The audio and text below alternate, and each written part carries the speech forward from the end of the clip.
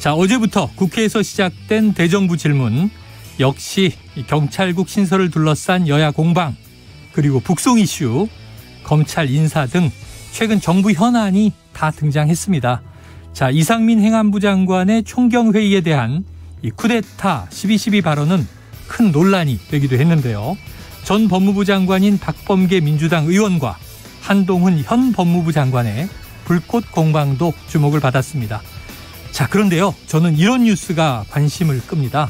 자, 지난주에 발표된 이 세제 개편안, 법인세와 종부세는 그렇다 치고요, 소득세는 그래도 서민층 세부담 경감 아닌가 싶었는데, 자, 연봉 8천만 원 이상 1억 원 내외를 버는 사람들이 가장 혜택을 보는 설계다. 따라서 이 소득세도 결국은 부자 감세 아니냐 하는 주장들이 나오는 겁니다. 자, 어제 추경호 경제부총리는 결코 아니다. 중하위 소득의 저소득층 혜택이 가장 크다. 이렇게 반박을 했습니다. 과연 팩트는 무엇일까요? 자, 윤석열 대통령은요, 각 부처 장관들을 만나서 업무 보고를 받고 있죠.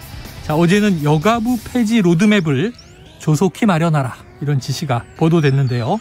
자, 오늘은 법무부와 행안부의 업무 보고를 받습니다. 한동훈 장관, 이상민 장관, 자, 강한 발언으로 언론에 많이 오르는데, 자, 과연 스타 장관이 된 걸까요?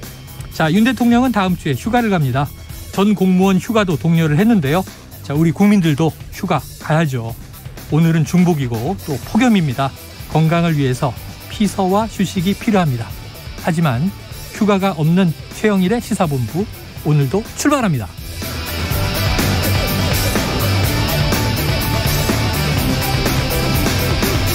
네, 1부에는요, 오늘의 핵심 뉴스를 한입에 정리해드리는 한입뉴스 기다리고 있고요. 2부 10분 인터뷰, 더불어민주당 박주민 의원과 함께 경찰국 신설에 대한 입장을 들어보겠습니다. 이어서 정치권 취재 뒷이야기를 들어보는 불사조 기자단, 그리고 IT본부가 준비되어 있습니다. 한입에 쏙 들어가는 뉴스와 찰떡궁합, 이 디저트송 신청 매일매일 기다리고 있으니까요. 오늘 뉴스에 어울리는 노래가 있다 싶으시면 문자 샵 9730으로 자유롭게 보내주시기 바랍니다. 오늘의 디저트송 선정되신 청취자께는요, 치킨 쿠폰을 보내드리고 있습니다. 많은 참여 부탁드리면서 짧은 문자 50원, 긴 문자는 100원입니다.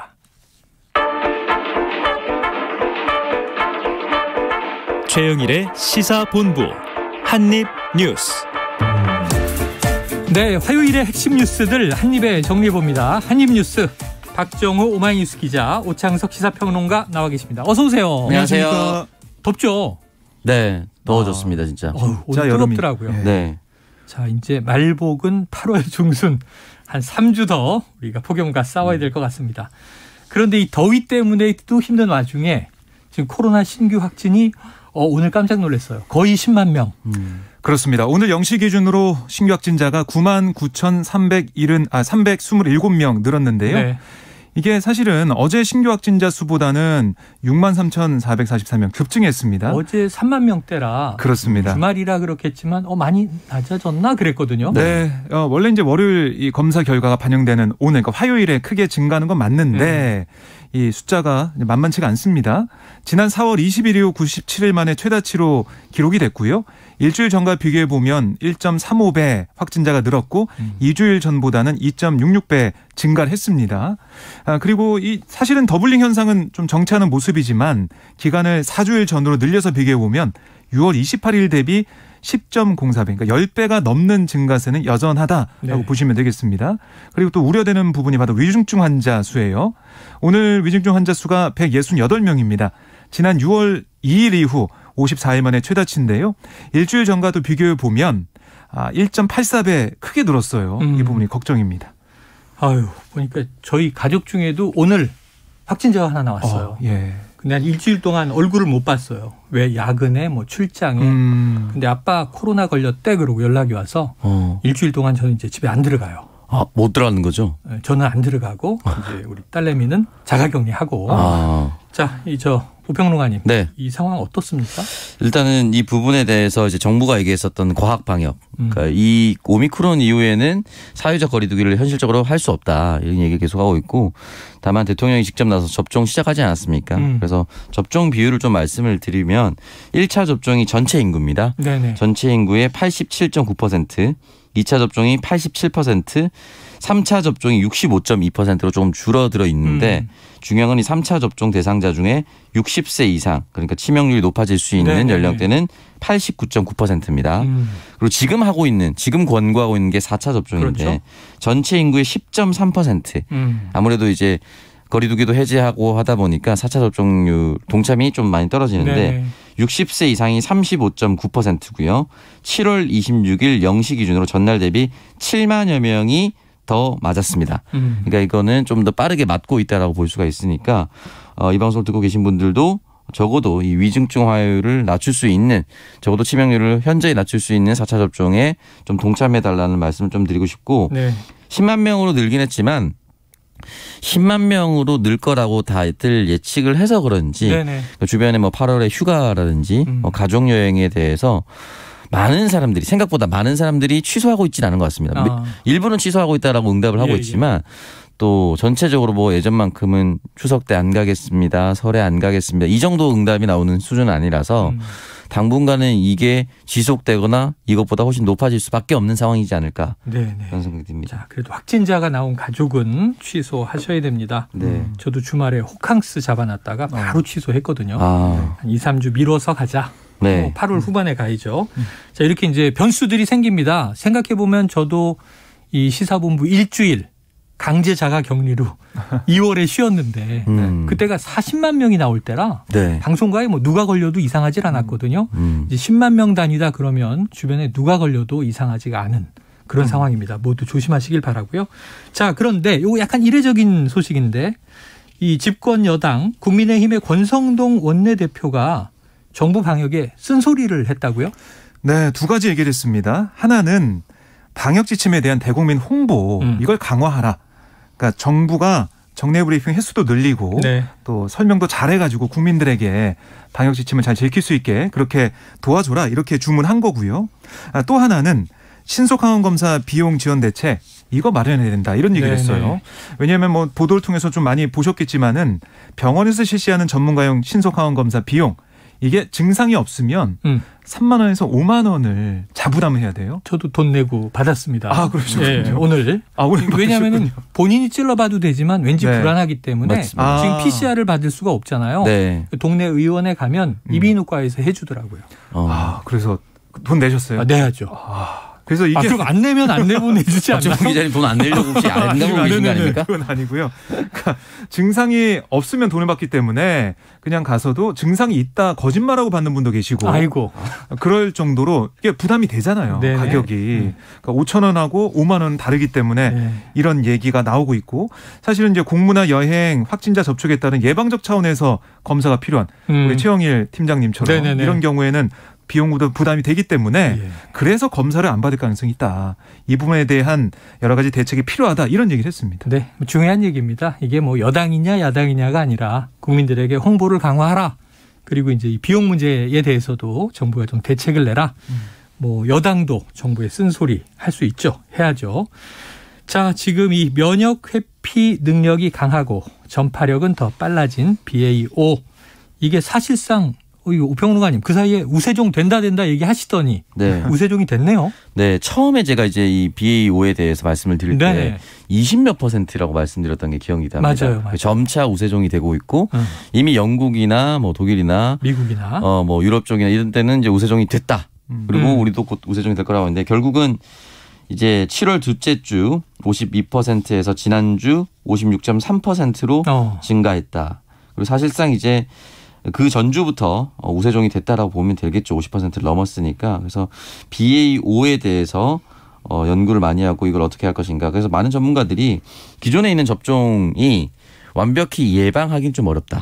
현실적으로 말씀을 드리고 있고요. 네네. 다만 접종을 권고하는 이유는 앞서 말씀드렸다시피 중증화를 예방할 수 있는 네. 치명률을 낮춰줄 수 있는 그런 효과가 있기 때문에 맞았으면 좋겠다. 그리고 기존에 맞았던 예방접종의 효력이 시기가 너무 지나다 보면은 아예 없어질 수도 있으니 무력화될 수 있으니 맞으라고 얘기를 했던 것이고요. 중요한 건 이제 BA.5가 끝이면 이것만 잘 지나가면 됩니다라고 말씀을 드릴 수 있겠지만 또 지금 다가오는 뭐 BA.2.75 뭐 이런 식으로 또 신규 하위 변이 바이러스가 생기다 보니까 조금 더 경각심을 계속해서 가지고 있어야 된다 생각이 듭니다. 네. 자, 시사본부에서 다시 한번 청취자 여러분께 당부를 드립니다. 개인 자가 방역 철저히 하셔야 되고요. 뭐 있겠습니까? 마스크 쓰기, 마스크 잘 쓰고 손 씻기, 그리고 거리 두기, 스스로 거리 두기, 그리고 50세 이상 또는 만 18세 이상 기저질환자, 면역 저하자분들은 백신 4차 접종 하실 수 있으니까요. 저도 8월에 맞는데 좀 빨리 맞고 싶은 생각이 드네요. 지금 이 추이를 보니까. 자, 박 기자님. 그런데 또 안철수 의원도 네. 이게 과학방역 얘기를 했어요. 네. 지금 코로나19가 다시 재확산하면서 네. 이 현 정부의 과학 방역이 무엇이냐 여러 가지 지적과 얘기가 좀 나오고 있는데요. 안철수 의원이 이 인수위 당시에 코로나 비상대응 특별위원회 위원장을 겸임했어요. 네, 그렇죠. 새 정부의 방역 대책 얼개름 설계했다라고 볼 수가 있는데요. 오늘 민당정 토론회가 이 방역에 대한 얘기였습니다. 반복되는 팬데믹 시대의 과학적 방역과 백신 주권 이 주제를 열린 토론회에서 안철수 의원이 뭐라고 했냐면 과학 방역을 한마디로 정리하자면 전문가에게 결정권을 가지게 하는 것이다 라고 규정을 했습니다. 그래서 이 전 정부가 이 최종 결정권을 관료나 정치인이 정무적 판단에서 가져간 것에 비해서 네. 현 정부는 전문가가 과학적 근거를 가지고 결정할 수 있게 해야 된다. 이렇게 강조를 한 거예요. 그러면서 윤석열 정부를 향해서 대통령이 리더십을 발휘해서 특정 전문가에게 사령관 역할을 맡기고 힘을 실어줘야 된다. 그런데 지금 보건복지부 장관이 없는 상태에서는 공석이죠? 질병관리청장이 네네네. 이 분야 최고 전문가이기 때문에 이 질병청장에게 정권을 주고 힘을 실어줘야 된다. 이렇게 또 제안을 하기도 했습니다. 백경란 질병관리청장. 네. 안철수 의원이 추천한 인물이죠. 네, 그렇습니다. 맞습니다. 자, 국무총리나 뭐 지금 또 이제 이 보건복지부 장관 자리가 비어 있다 보니까 중대본은 또 행안부도 재난을 담당하잖아요. 네. 이상민 장관 지금 경찰국 때문에 바쁜데 지금 사실은 또 이제 이 방역 대책에 대해서도 브리핑하고 하는 걸 보면 자, 전문가에게 힘을 실어주는 것이 과학 방역이다. 이것도 일리는 있습니다. 빨리 좀 그렇게 시행이 돼야 될 것 같네요. 자, 지금 잠깐 눈을 띄웠는데 행안부의 경찰국 신설안 오늘 국무회의를 통과했군요. 네, 그렇습니다. 오늘 한덕수 국무총리 주재로 열린 국무회의에서 행정안전부와 그 소속기관 직제 일부 개정 영안 이게 의결이 됐습니다. 그러니까 우리가 얘기했던 행안부 내 경찰국 신설하는 네. 그 방안 시행령이 의결이 된 거고요. 8월 2일에 그러니까 다음 달 2일에 공포 시행이 됩니다. 다음 주 화요일 딱 일주일 남았네요. 일주일도 안 남았네. 네, 그렇죠. 일주일 남았구나. 네, 그러네요. 화요일이니까 예. 일주일 남은 셈인데요. 이렇게 되면 행안부 내 경찰국이 생긴다는 거는 뭐 이제 확실해진 거고 뭐 의결까지 됐기 때문에 공포도 앞두고 있기 때문에 이렇게 된 거기 때문에 여기에 대해서 이 경찰과 또 특히 야당이 반발하고 있는데 어떤 입장으로 또 맞대응해 나갈지 이것도 좀 지켜봐야 될 것 같고요. 아니면은 정부와 지금 윤희근 경찰청장 후보자가 얘기했듯이 더 이상의 단체 행동은 자제해 달라 이렇게 얘기한 게 좀 받아들여질지 이걸 좀 봐야겠습니다. 자, 이상민 행안부 장관의 이 총경회의에 대한 강경 발언이었죠. 네. 쿠데타다. 네. 12.12 같은 일이다. 특히 저는 경찰에게 무장할 수 있는 세력이 이렇게 모이면 위험하다. 경찰에 대한 너무 강한 불신 아닌가? 이런 좀 고민도 들던데. 네. 자, 그런데 지금 이제 윤석열 대통령도 오늘 도어 스태핑에서 같은 기류의 얘기를 또 했어요. 네, 이제 기자들과 만나서 어제 이상민 행안부 장관의 발언이나 대응이 강경해진 모습인데 대통령이 언급한 필요한 조치에 부합하느냐에 대한 질문으로 중대한 국가 기강 문란일 수 있다라고 얘기를 했는데 좀 풀어서 설명을 드리면 모든 국민들과 마찬가지로 저도 치안 관서장들의 집단 행동에 깊은 우려를 갖고 있다라고 하면서 이상민 행안부 장관의 표현은 그러한 국민 우려를 반영한 게 아닌가 싶다. 그러면서 국방, 치안의 최종적 지휘 감독자는 대통령이다. 정부가 헌법에 따라 추진 및 개편안에 대해 집단 반발을 하는 것은 중대한 국가 기강 문란이 될 수 있다. 네. 라고 이야기를 한 것입니다. 지난번에 경찰 인사가 한번 네. 뭐 얼마 만에 막 뒤집어진 적이 있잖아요. 뭐 때문인지 모르겠지만 왔다 갔다 하는 상황이 벌어지면서 네. 정정이 됐죠. 그리고 그렇죠. 그 다음 날 똑같은 표현을 썼습니다. 그때 국기문란이다 했는데 네. 국가 기강 문란이다. 뭐 줄이면 국기문란인 거죠. 똑같은 거죠. 야, 경찰은 지금 대통령에게 2번이나 국기문란 네. 조직이 된 네. 그런 상황입니다. 저는 이제 이 집단 반발이라든지 이런 부분에 있어서 반발이란 단어를 떼면 해당 집단은 늘 해당 집단에게 불편한 것이 오면 집단으로 회의를 합니다. 네네. 이 경험을 윤석열 대통령은 검찰 시절에 충분히 많이 해봤을 네네. 거예요. 뭐 고검장 회의 뭐 등등등 해봤을 네. 거잖아요. 그렇다면 그 회의를 할 때 우리가 반발을 한 것인가 쿠데타를 준비한 것인가 아니었을 거라고 저는 생각합니다. 네네. 아니었을 거라고 믿어 의심치 않습니다. 그렇다면 현재 경찰이 왜 이렇게 집단 회의를 하고 있는 것인지에 대해서 허심탄회하게 좀 터놓고 이야기를 해야 되는데 지금 윤석열 대통령이 사실 저는 비슷한 상황이라고 보거든요. 이게 예전에 조선일보에서 박근혜 씨가 대통령일 때 박적박이라는 표현을 썼어요. 네네. 박근혜 대통령의 적은 박근혜 대통령이다. 네네. 그래서 박근혜 대통령이 대통령 시절 얘기했던 얘기를 야당 의원 시절에 박근혜 의원의 얘기로 반박하는 막 기사를 썼어요. 네네네. 그 이후에 계속 땡적 땡이 나왔거든요. 지금 윤적 윤이 될 수 있습니다. 그러면은 왜 윤적 윤이 될 수가 있느냐 이 부분에 대해서 일단은 집단의 얘기를 안 들어준다. 대통령이. 그리고 빠르게 처리하는 민심을 듣지 않고 달린다. 검수완박이라는 국면에서 민주당이 민심 듣지 않고 달리고 있다. 네. 근데 지금 개정령을 바로 다음 주 시행을 하면서 예. 경찰과 민심을 충분히 헤아리지 않는다는 얘기를 하고 있어요. 그래요. 이게 했던 말들이 돌아오고 있으니까 저는 어쨌든 현 정부가 새로운 것을 꾸린다면 해당 집단과 국민을 조금 더 설득하고 동의하는 작업이 필요하지 않을까. 네, 쿠데타를 누군가 경찰이 한다라고는 믿고 싶지 않습니다. 네.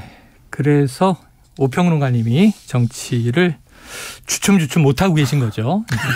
시사본부에서 워낙 많은 말을 해서 뭐 반드시 오적오 네? 시사본부만 다시 듣게 해도 배치되는 말들이 많이 쏟아져 겁니다. 나오지 않을까. 네. 네.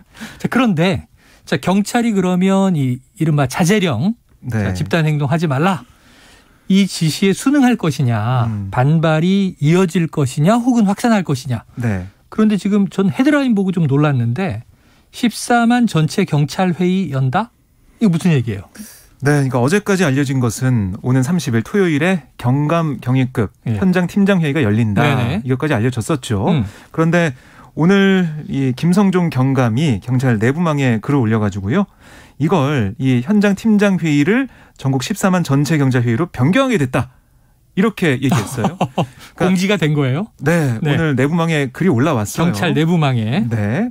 그래서 어떤 또 글을 썼냐면 이번 회의는 총 또 무기와 1도 관계없는 저 혼자서 기획, 추진하는 토론회로 쿠데타와는 전혀 관련이 없다. 만에 하나 쿠데타를 희망하고 관심을 느끼는 경찰 동료는 참석을 자제해달라. 네. 뭐 이렇게 사실은 꼬집기도 했습니다. 예, 꼬집은 거네요. 네.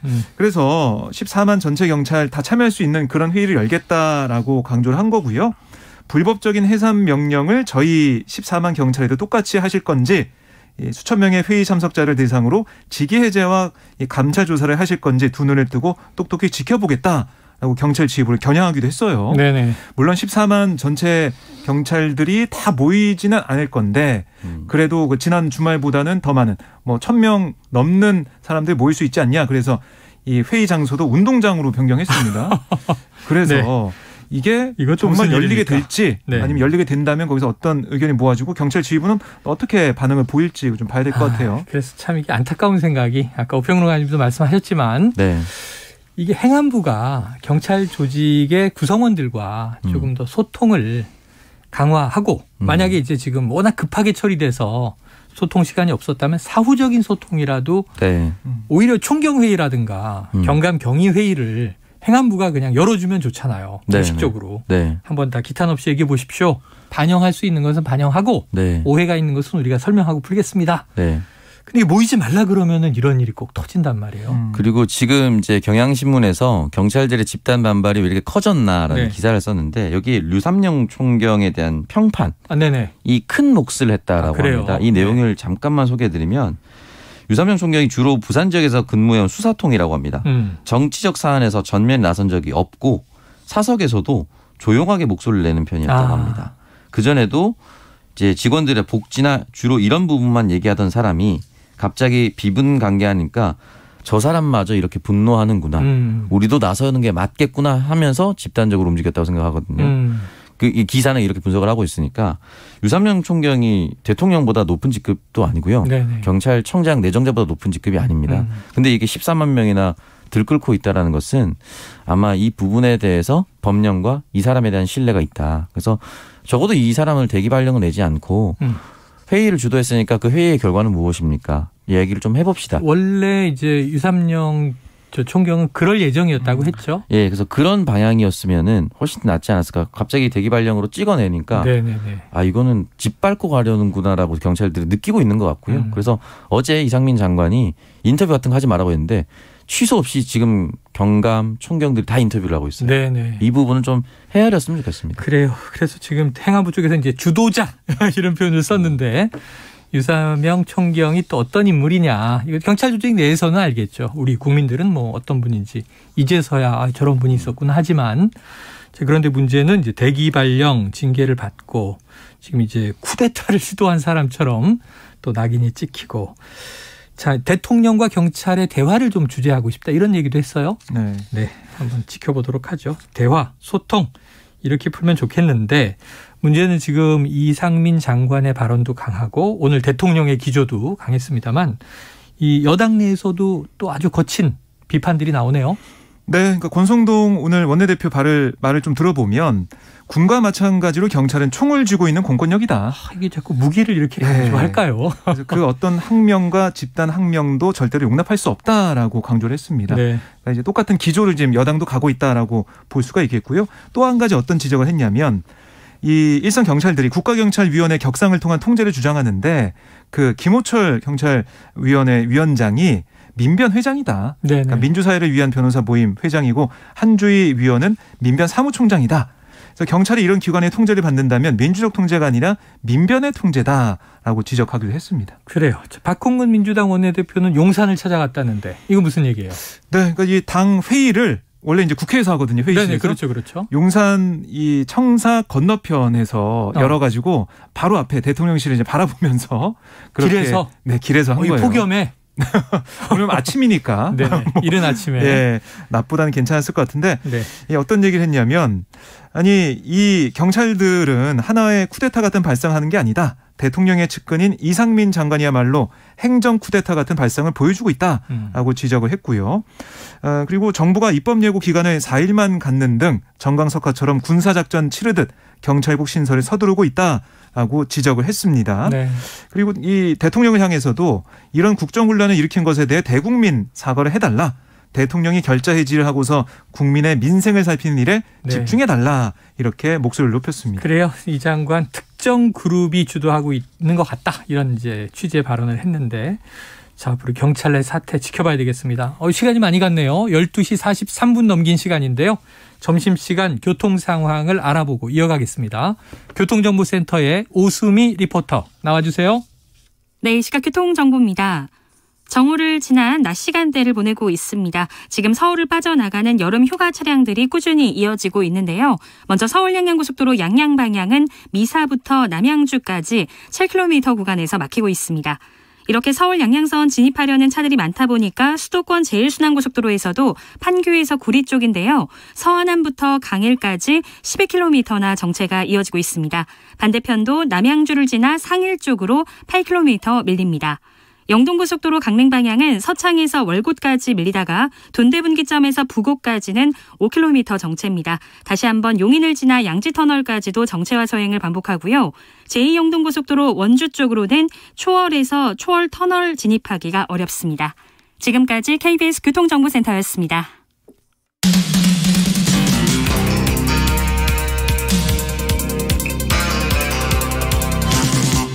최영일의 시사본부. 네, 원구성을 합의하고 열린 국회 어제부터 대정부 질문이 이어지고 있죠. 어제 정치, 외교, 안보 분야 대정부 질문이었고요. 오늘 경제, 내일은 또 사회 문화, 내일까지 이어진다고 합니다. 역시 경찰국 또 이 검찰 인사, 이 탈북 어민 북송 문제, 사적 채용, 뭐 여러 가지 이슈들이 나왔는데 일단 제일 관심을 끈 것은 박범계 전 법무부 장관과 한동훈 현 법무부 장관의 불꽃 공방 격돌이었어요. 평론가님, 네. 평가해 주시죠. 방패가 판정승. 방패가 한 장관. 네. 그게 이제 결국은 이제 질문을 던지는 사람이 현역 의원이고 네네. 질문을 받아서 대답을 해야 되는 사람이 게 정부 이제 그렇죠. 국무회의의 요원이 대정부 됩니다. 질문이니까. 그렇기 때문에 이게 사실은 어제 헤드라인부터 각 언론사마다 전형직 법무부 장관 충돌 네. 이런 식으로 이제 격돌 약간의 자극적인 네네네. 제목을 이제 내보내면서 그 장면을 보냈었는데요. 일단 한 15분 정도 설전을 벌였다라고 하는데 주요 내용이 일단은 박범계 전 장관이 한동훈 장관에게 이렇게 질문했습니다. 왜 법무부 장관이 대법관, 헌법재판관, 국무총리, 대통령 비서실장, 수석들까지 검증해야 합니까? 국무위원 중 한 사람에 불과한데 왕중왕인 1인 지배시대 그것을 한동훈 장관이 지금 하는 것이다 라고 비판을 했습니다. 네네. 그러니까 사실상 고위공직자의 인사 검증이라든지 또는 인사를 관할하는 것들을 법무부 장관이 한동훈 장관 다 동맡아서 하는 거 아니냐, 권력이 쏠려 있는 거 아니냐라는 질문이었는데 한동훈 장관이 여기에 대해서 과거 의원님이, 여기서 의원님이 이제 박범계 의원이겠죠. 과거 의원님이 장관일 때 검찰총장을 패싱하고 인사를 하신 것으로 안다라고 이야기를 했어요. 총장 패싱하지 않았느냐? 네. 그래서 이게 어떻게 됐냐면 총장을 패싱했느냐 안 했느냐 팩트 체크부터 시작을 해서 네네. 박범계 당시 장관의 행적이 조명이 됐어요. 저는 여기에 대해서 이제 박범계 의원이 택도 없는 소리 하지 마라. 그래서 뭐 10초간 쏘아봤다. 뭐 이런 식의 이제 기사도 나왔고, 뭐 민주당 의원들도 말도 안 되는 소리다 하고 얘기했는데 이게 어쨌든 대정부 질문을 하면요. 네네. 갑자기 혼자 화를 내거나 말문이 막히는 사람이 준비를 덜 한 것으로 보입니다. 네네네. 그러니까 저는 박범계 의원도 충분히 대정부 질문을 앞서서 많은 준비를 했을 거라 보고 한동훈 장관도 많은 준비를 했어야 된다 보는데 박범계 장관이 질문한 거에 대해서 한동훈 장관은 답변을 회피하고 공격으로 답변을 했습니다. 근데 박범계 장관은 이 공격에 말린 거죠. 네네네. 이게 왜 법무부 장관이 이렇게 다 검증하냐라는 질문에 아니 장관님이 검찰총장 패싱하지 않았습니까? 이렇게 질문했거든요. 네. 그러니까 답변이 맞지 않아요. 질문과 답변이 맞지 않아요. 근데 여기에 말려 들어갔어요. 그래요. 그래서 민주당 지지자들마저도 이거는 질문 같은 경우는 답변에 따라서 즉각적으로 다른 질문 재반박을 해야 되는데 내가 질문할 것만 내가 호통칠 것만 외워서 또는 준비해서 온 거 아니냐. 질문이 아니라 내가 어떻게 말할 것인가에만 집중해서 온 거 아니냐. 네. 라는 약간의 비판의 목소리가 있을 정도로 조금은 이제 부족했다라는 얘기를 듣고 있고요. 그래서 제가 판정 패다. 뭐 방패의 판정승 또는 이제 의원의 판정패 네. 뭐 이렇게 말씀드렸습니다. 자, 뭐 국민들이 지켜보면서 판단을 하죠. 다 이제 다르겠습니다만 어쨌든 요즘에 언성이 높다고 결코 이기는 것이 아니다. 옛날에는 뭐 목소리 큰 사람이 이긴다 그랬는데 그거 아니고요. 네. 차분하게 논리적으로 설득하는 사람이 이기는 시대가 됐습니다. 왕 중의 왕 뭐 이런 표현도 등장을 했네요. 네. 자, 그리고 또 이제 한덕수 국무총리도 데뷔전을 치른 셈인데 이 야당이 주로 공격한 건 대통령실의 사적 채용이네요. 그렇습니다. 그러니까 이 대통령실에 채용된 뭐 이 우행정요원이나 뭐 등등에서 여러 가지 논란이 좀 있었는데 여기에 대해서 물어보니까 한덕수 총리는 일반 경력직 채용과 별정직 채용은 좀 다르다. 네. 그러니까 비서관, 비서 등의 보좌 업무나 특정한 업무를 수행하는 분들에 대해서는 특수한 절차를 밟고 있다. 이렇게 얘기를 했고 어느 정부도 청와대 인선 구성에 대해서는 추천을 받아 검증을 거쳐 채용해 왔다. 이렇게 또 강조를 했습니다. 네. 그리고 또 대통령 친인척의 대통령실 근무가 적정하냐 이런 질문에 대해서도 법률에 큰 문제가 없다면 친인척 또한 검증 과정을 거쳐 임명된다. 친척이기 때문에 불합리한 처우를 받아야 하는 건 아마 좀 우리가 이해를 하고 공세를 자제해야 하는 거 아닌가 이렇게 얘기를 했어요. 그러니까 한덕수 총리도 뭐 14년 만에 첫은 아니고 14년 만에 총리 자리에 서서 답변을 했는데 이 야당 의원들의 질의에 하나하나 이제 다 이제 답변하고 그리고 좀 차분한 어조로 대응하는 이런 모습. 그래서 어제 이 한동훈 장관도 그렇고 한덕수 총리는 글쎄요 이 좀 더 능수능란하게 대응했다라는 평가가 나오는 것 같고요. 반면에 뭐 이상민 장관 같은 경우는 이따 이제 박주민 의원도 나오겠지만은 야당 의원들의 질의에 좀 말문이 좀 막히는 모습을 보이는 거 아니냐 네. 이런 또 느낌이 들었습니다. 그래요. 2부 첫 코너로 10분 인터뷰에서 박주민 민주당 의원을 연결해서 대정부 질문의 분위기 자세히 들어볼 텐데 이상민 장관과 또 나름 불꽃 공방이 있었던 것 같습니다. 직접 들어보도록 하고요.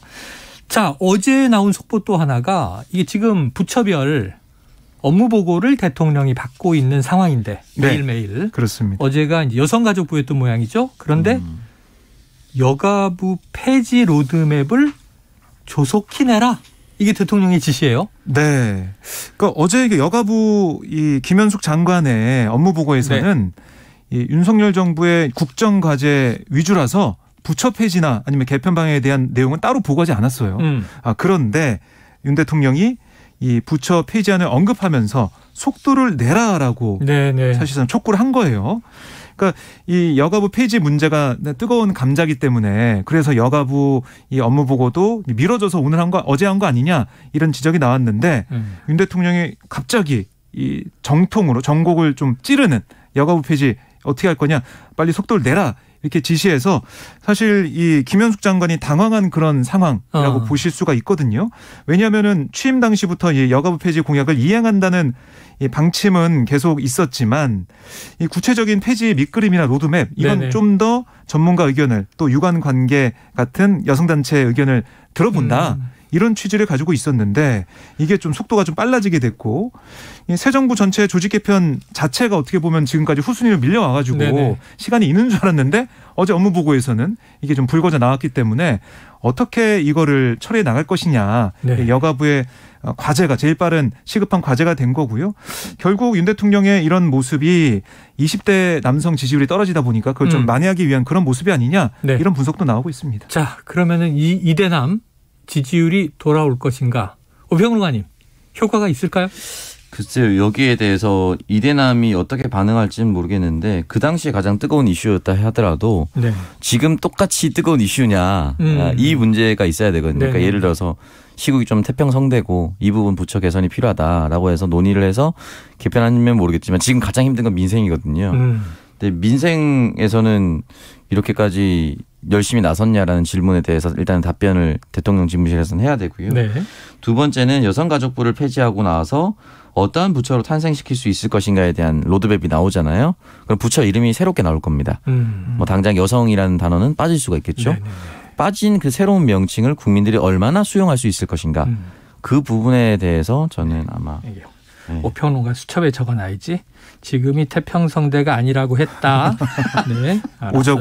네. 삼고시대이기 때문에 태평성대라고 얘기하기 조금 삼고시대. 네. 민생 지금 경제가 제일 급하죠. 오늘 경제 분야 대정부 질문에선 생산적인 이야기가 좀 많이 여야 간 또 정부 간에 나오기를 기대해 보고요. 지금 마지막 소식 간단하게 읽어드리면 마침 이 소비 증가의 2분기 경제가 0.7% 성장했습니다. 하긴 했는데 이건 내수가 좀 증가했고 수출은 감소했다. 그래서 하반기는 하방 위험이 있다. 자, 우리가 좀 경제 시그널에 정부, 여당, 야당 모두 좀 촉각을 곤두세워야 하지 않나 싶습니다. 오늘 한입뉴스 여기서 정리하죠. 박정호 기자, 오창석 평론가 수고하셨습니다. 고맙습니다. 자, 오늘 디저트송은요. 청취자 6450님의 신청곡입니다. 서로가 서로의 의견에 귀 기울이고 토론한다면 시끄러운 일은 없을 것 같습니다. 귀에 달달한 이야기를 속삭여주세요. 이 백지영, 태견의 내 귀에 캔디 노래 듣고 치킨 쿠폰 보내드리고 저는 2부로 돌아옵니다. 네가 원하는 그 말이 뭐야 내게 말해봐 네가 무슨 말을 해준다고 나는 날아가 제일 달콤한 그 말을 원한다면 나를 봐 부끄럽지만 그 말을 원해 너도 알잖아 사랑해 I love you 어떤 말을 원해도 다 네 귓가에 해줄게 원하니 Te quiero 달콤해서 많이 말렸지 내 귀에 캔디 꿀처럼 달콤해 네 목소리로 부드럽게 날 녹여줘 내 귀에 캔디 꿀처럼 달콤해 네 목소리로 부드럽게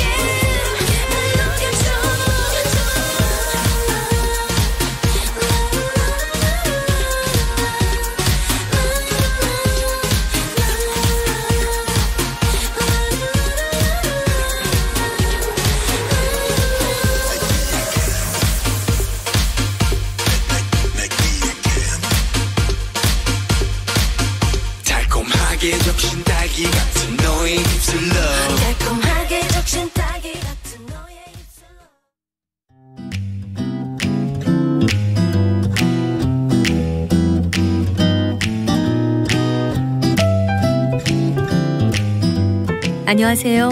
바른말 고운말입니다.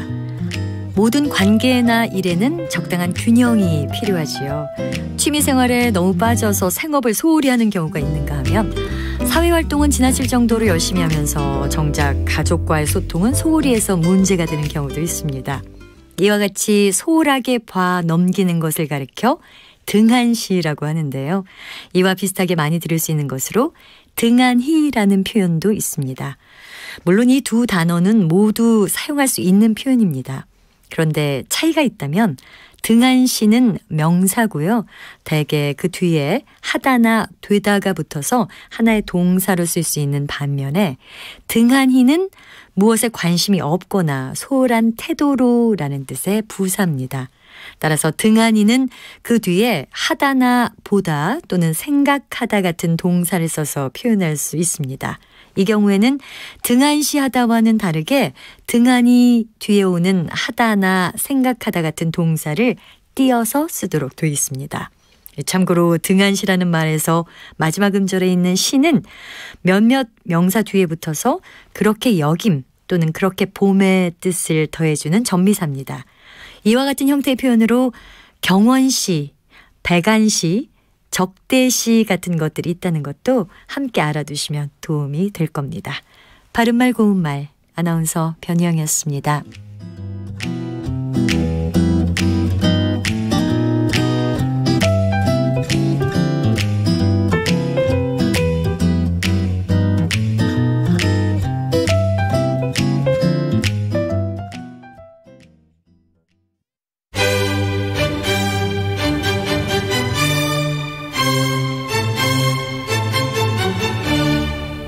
여유로운 저녁 시간, 고품격 시사토론과 함께하세요.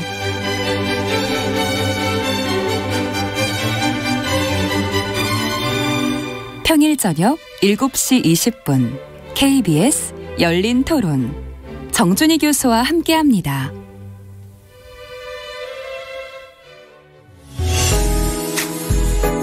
역사, 예조판서 그다음에 좌천성을 지낸 유군이라는 분, 이분이 경제, 달러가 좀 전 세계적으로 좀 귀해졌습니다.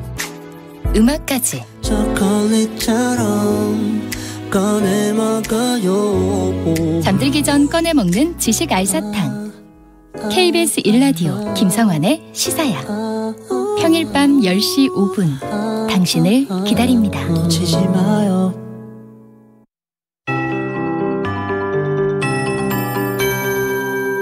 KBS 58분 날씨. 중복더위가 기승입니다. 지금 기온이 32도 안팎까지 오른 곳이 많은데요. 맑은 하늘에서 내리쬐는 강한 볕에 기온은 조금 더 오르면서 오늘 예상 낮 최고 기온은 대구와 대전 34도, 서울과 광주 33도, 제주 31도, 부산 30도 등이 되겠고 체감 온도는 이보다 더 높은 곳도 있겠습니다. 지금 전국 대부분 지방에 폭염주의보가, 대구와 경북 일부 지역에는 폭염경보가 발효 중입니다. 당분간 폭염은 계속되겠고 또 밤 사이에는 열대야도 곳곳에 나타날 전망이어서 건강관리에 더욱 주의를 기울이셔야겠습니다. 오늘 전국이 대체로 맑겠습니다. 낮 동안 자외선 지수가 매우 높음까지 오르겠고 호흡기와 눈에 해로운 오존 농도도 나쁨을 보이는 곳이 많겠습니다. 공기는 대체로 깨끗하겠습니다. 한편 오후부터 저녁 사이에는 대기 불안정으로 인해서 경기 동부와 강원 영서, 충청 내륙과 남부 내륙을 중심으로 5에서 40mm 정도의 소나기가 내리겠고요.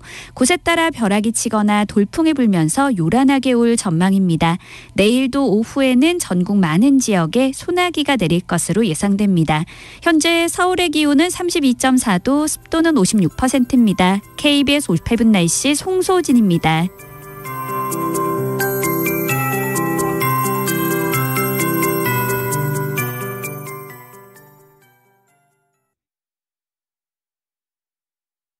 정성을 다하는 국민의 방송 KBS가 한시를 알려드립니다.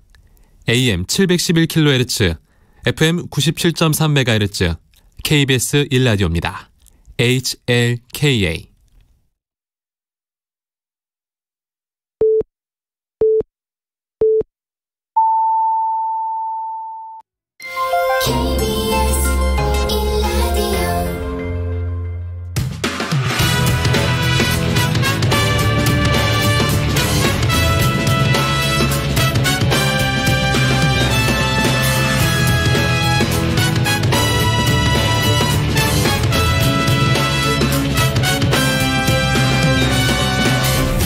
KBS 1라디오 최영일의 시사본부.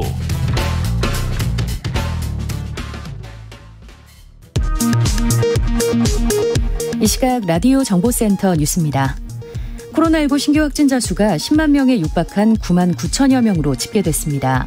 본격적인 휴가철을 앞두고 감염 확산 속도가 더 빨라질 것이라는 우려가 큽니다. 행정안전부 내에 경찰국을 신설하는 내용의 시행령 개정안이 오늘 국무회의에서 의결됐습니다. 경찰국 신설안은 다음 달 2일 시행됩니다. 이번 주말 경찰국 신설 문제를 논의하기로 한 일선 경찰서 팀장급 회의가 14만 전체 경찰회의로 확대된 가운데 경찰 직장협의회는 경찰국 반대 국회 입법 청원을 위한 10만 서명운동에 돌입했습니다. 윤석열 대통령은 경찰의 반발과 관련해 중대한 국가의 기강문란이 될 수 있다고 말했습니다. 이상민 행안부 장관은 경찰의 집단 반발을 부안해동이라고 비판했고 국민의힘은 항명과 집단행동을 용납할 수 없다고 밝혔습니다. 더불어민주당은 이상민 행안부 장관이야말로 행정 쿠데타 같은 발상을 보여주고 있다고 비판했습니다. 또 국기문란을 일으키는 건 오히려 윤석열 정부라고 지적했습니다. 지금까지 라디오 정보센터 조진주였습니다.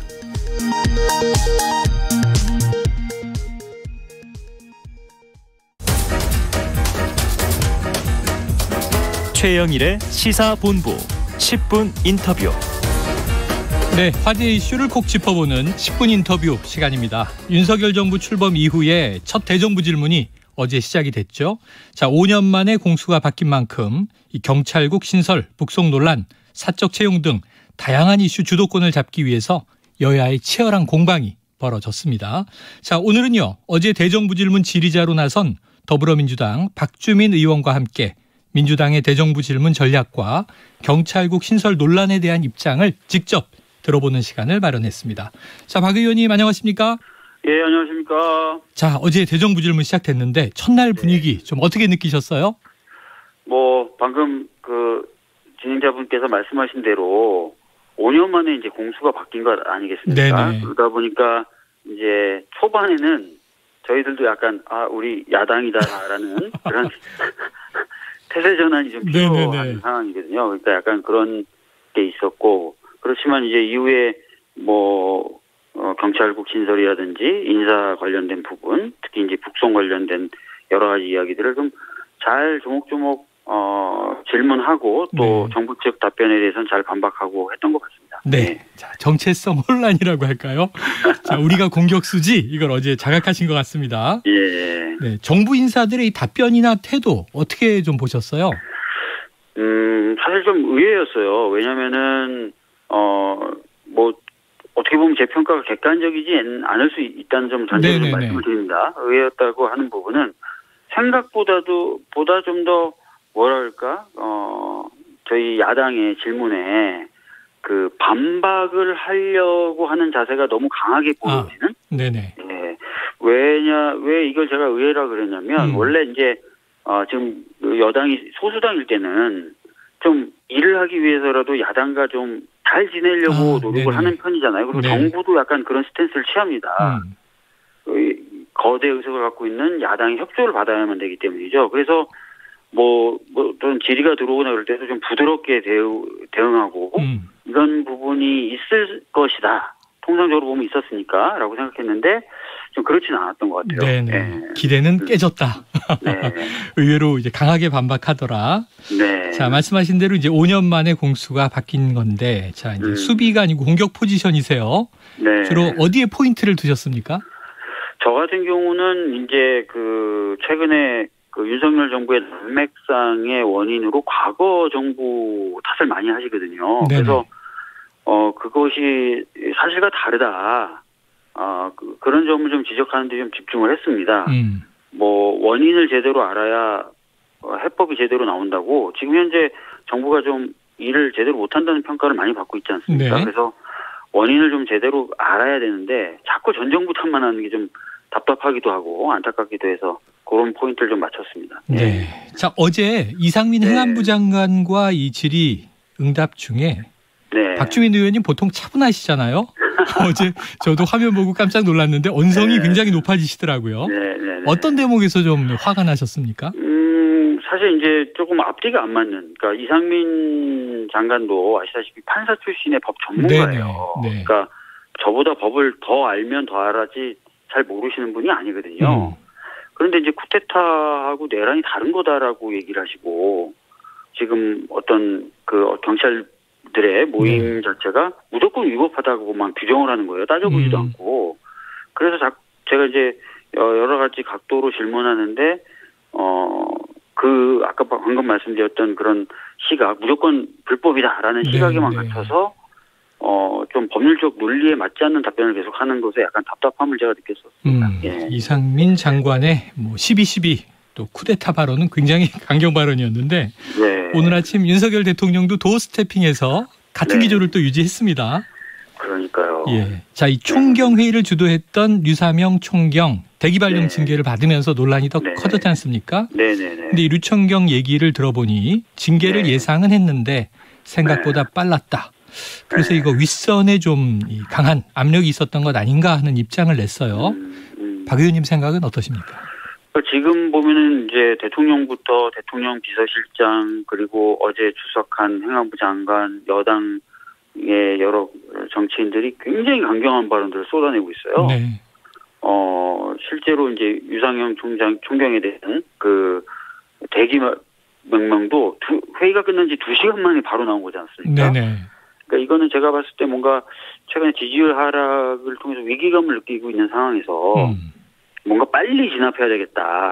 그러려면 강경하게 대응해야 된다. 이런 기조를 전반적으로 갖게 된 것 같아요. 네네. 근데 아마 이게 문제 해결에 그렇게 도움은 되지 않을 것 같고요. 네. 이미 국민분들이 너무 좀 일방적이다.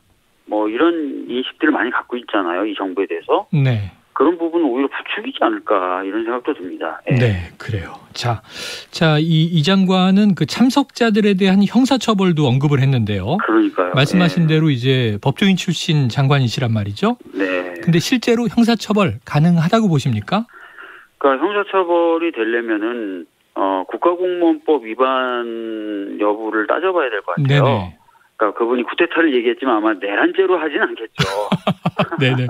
아이고 그러면 큰일입니다. 그래서 국가공무원법 위반이 여부를 아마 따질 텐데 그러려면 이제 이분들이 했던 게 금지되어 있는 공무원들 집단행동에 포함되느냐 안 포함되느냐를 따져봐야 돼요. 네. 근데 아시겠지만 모이기 전에 이미 다 얘기했고 또 관내 여행 신고라는 경찰서장들이 자기 관할 지역을 이탈할 때 해야 되는 법적 절차 다 밟았고 심지어는 성장 내정자하고 점심을 먹으면서 회의 내용을 보고하기로까지 다 돼 있는 모임이었던 거예요.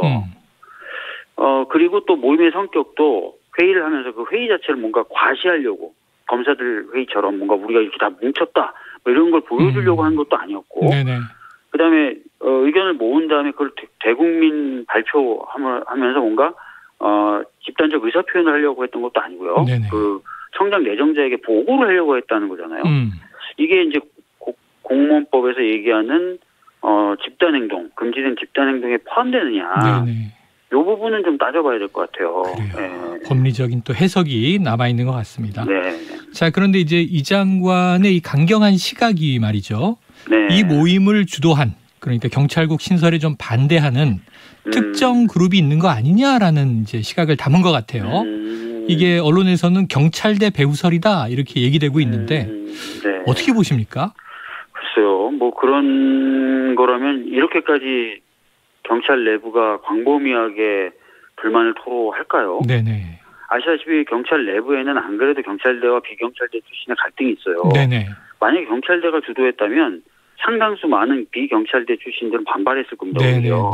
근데 그게 아니라 지금 전방위적으로 지금 경찰들이 이건 좀 아닌 것 같다. 우리는 민주적 통제 방식으로 경찰위원회를 계속 추진해 왔기 때문에 그 경찰위원회를 좀 더 실질화시키는 방법으로 민주적 통제를 받겠다. 이런 얘기가 나오기가 좀 어렵겠죠. 예. 네, 알겠습니다. 안 그래도 말씀하신 대로 뭐 경찰 직장 협의회에서는 오히려 이전부터 뭐 삭발, 단식, 농성을 이어가는 상황이니까 말이죠. 예. 자, 이 경찰국 신설과 징계를 반대하는 지금 1인 시위도 진행되고 있고요. 네. 또 오는 30일 주말에는 경감 경위급 회의도 예정돼 있다고 합니다. 네. 그런데 경찰청은 이 전국 시도경찰청에 경찰국 설치에 반대하는 단체 행동을 금지하는 내용이 담긴 공문을 하달했다고 하니까 네. 좀 이 정부기관의 대응은 어떻게 보세요? 이 상황에 대해서 이상민 장관 본인도 기자들하고 인터뷰하면서 막 답답해하더라고요. 아이고 내용을 좀 보면 금방 이해할 거고 뭐 이런 얘기를 많이 하더라고요. 백브리핑에서. 꼭 경찰 공무원들하고도 좀 하시면 안 되나요, 그걸? 네네네. 무조건 이렇게 찍어 누르고 하지 마라. 뭐 구태타다 이거는 뭐 총기를 갖고 있으니까 위험하다 이런 식으로 하면 어느 경찰이 거의 경찰에 대한 모욕 수준이잖아요, 이거는. 네. 문제법을 좀 잘못 찾아가고 있는 것 같아요. 네. 소통이 필요하다. 오히려. 네, 윤석열 정부 보고 아마추어다라고 얘기하는데 그런 평이 많지 않습니까? 근데 지금 이상민 장관도 굉장히 아마추어 같아요. 네. 어쨌든 좀 강경한 입장을 계속 고수하고 있습니다. 자, 그래서 결국 보니까 오늘 오전에 말이죠. 이 행안부 경찰국 신설하는 국무회의의 심의에서 의결됐습니다. 다음 주 이제 8월 2일이면 시행된다고 하는데 이게 좀 너무 급하지 않느냐. 안 그래도 지금 집권 여당이 문재인 정부 거의 임기 후반에 뭐 이른바 검수완박, 이 검경 수사권 조정안에 대해서 졸속 처리하느냐 이렇게 비판했는데 임기 초반이니까 시간이 많잖아요. 근데 왜 이렇게 급하게 간다고 보십니까? 그 부분을 제대로 해명을 못 하고 있는 거죠, 지금. 왜 이렇게 급하게 하냐. 심지어는 그 시행령에 대한 입법 예고 기간도 40일이 통상적인데 그걸 4일로 줄였다는 거 아니에요, 지금? 왜 이렇게 서둘러 하냐, 도대체. 뭘 준비하고 있길래, 뭘 어떻게 하려고 하는 거길래 이렇게 서두르냐. 이렇게, 의견을 좀 들어달라는 사람들이 많은데, 국회에서도 지금 이게, 정부조직법이나 이런 법률을 위반하는 소지가 있다. 그래서 원 구성이 되면 따져봐야 되겠다라고 얘기하고 있는 사람들이 많잖아요. 네네. 근데 왜 이렇게 빨리 하는지에 대해서 어느 누구도 설명을 제대로 못 한다는 거예요. 네, 설명이 안 된다. 자, 민주당은 그동안 이제 TF로 운영해 오던 이 경찰 장악 관련 기구를 윤석열 정권 경찰 장악 대책위원회 이렇게 격상을 시켰습니다. 그럼 민주당은 좀 어떤 대안을 가지고 이 사태에 대해서 어떻게 대응하실 건가요? 여러 가지 방안이 있습니다. 제가 이제 계속 말씀드려왔던, 그러니까 법무부에 인사정보관리단 설치할 때도 제가 국회법 98조의 2를 사용하는 방법 말씀드렸죠. 그게 뭐냐면 법률의 취지에 위반된 대통령령이나 이런 것들에 대해서 저희들이 검토하고 의견을 정부 측에 보낼 수 있는, 그러면 그 의견을 받아서 정부가 앞으로 어떻게 하겠다는 계획을 밝히는 시스템이 있어요. 네네. 그거를 뭐 활용해보는 방법이 우선 있을 겁니다. 근데 그렇게 했는데도 도무지 안 듣는다. 그러면 그 위에 이제 더 높은 수준으로 올라갈 수가 있죠.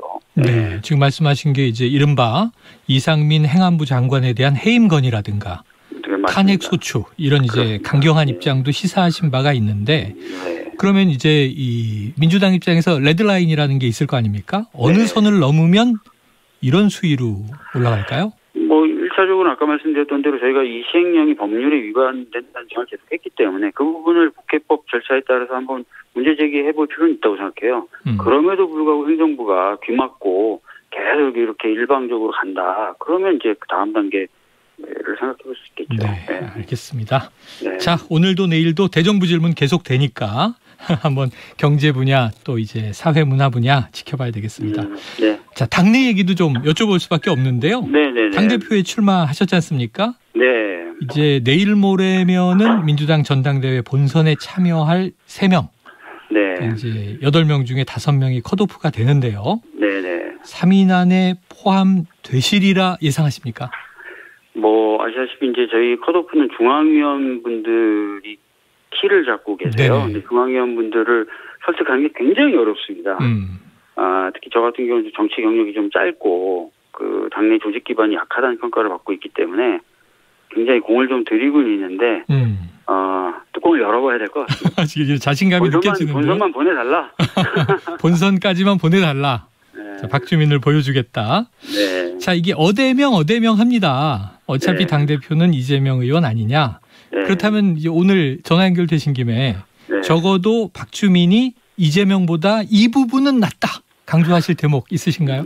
네, 우선 저는 그 당 수석 최고위원을 역임했었고 그때 지도부가 176석의 총선 승리를 가져왔었습니다. 그래서 성공한 지도부로 평가를 받고요. 그 경험이 있고 동시에 그 지도부 당시에 지금 많이 얘기 나오는 당 개혁 방안의 기초는 나왔습니다. 예를 들어 당 플랫폼화라든지 당 교육 시스템의 일부 구축 이런 것들을 했어요. 그 이후에 지금 진행되는 게 별로 없어서 그런데 그런 경험들이 있다. 이거는 굉장한 강점이 될 수 있습니다. 왜냐하면 당의 비전을 설계하거나 당의 어떤 시스템을 설계할 때 굉장히 구체성 높고 이런 정책들을 만들어낼 수 있기 때문이죠. 두 번째는 이제 우리 정당의 대표적인 지지층들이 40대와 50대입니다. 제가 이제 40대 말에 5살짜리 아이 키우는 아빠이기 때문에 이분들하고의 소통은 다른 누구보다도 잘할 자신 있다라는 말씀 드리겠고요. 네. 세 번째는 지금 당에는 강력한 리더십은 필요한데 그 강력한 리더십이 카리스마적으로 행사되느냐 아니면 서번트적으로 행사되느냐 이게 굉장히 중요한 기본인 것 같아요. 근데 아까 말씀드렸던 대로 여러 가지 시스템을 구축하고 당을 좀 전면적으로 바닥부터 바꾸려면 그 아래부터 계속 챙기는 그런 서번트 리더십이 좀 필요하다고 생각합니다. 네, 그런 점에서는 그런 점에서는 제가 이재명 의원님보다는 강하다 이런 자신을 가지고 있습니다. 네. 자, 지금 이제 8명 이제 경쟁 중에는 이 97그룹이 눈에 띄입니다. 양강, 양박 그 안에 들어가 계신데 이게 좀 단일화 얘기가 계속 있어요. 또 컷오프 이후에도 3명일 때 이 1대2로 단일화가 이루어지면 또 변수가 생기지 않겠는가. 단일화에 대한 입장은 어떠세요? 좀 미온적이라는 보도가 계속 나와서요. 차례 말씀드렸으면 단일화는 열려 있습니다. 근데 단일화부터 선언해라는 단일화가 이게 어떻게 받아들여질까? 그게 좀 저는 이해가 잘 안 되는 거예요. 네네. 새로운 정치를 하라고 저희 97그룹을 불러냈잖아요, 당에서. 네. 근데 방식은 옛날 방식으로 해. 이게 잘 안 맞는 것 같고요. 그래서 그 부분에 대해서는 제가 열려 있지만 좀 토론도 하고 비전이나 이런 거에 대해서 공감대도 좀 형성해 가면서 이게 자연스럽게 그리고 그 필요성이나 이런 것들이 확인되면서 진행돼야 되는 것 아니냐 이런 입장인 거죠. 네, 알겠습니다. 오늘 말씀 여기까지 듣죠. 고맙습니다. 네, 감사합니다. 예, 지금까지 더불어민주당 박주민 의원이었습니다. 최영일의 시사본부는 여러분과 함께합니다. 짧은 문자 50원, 긴 문자 100원이 드는 샵 9730. 라디오 어플 콩과 유튜브는 무료로 참여하실 수 있습니다.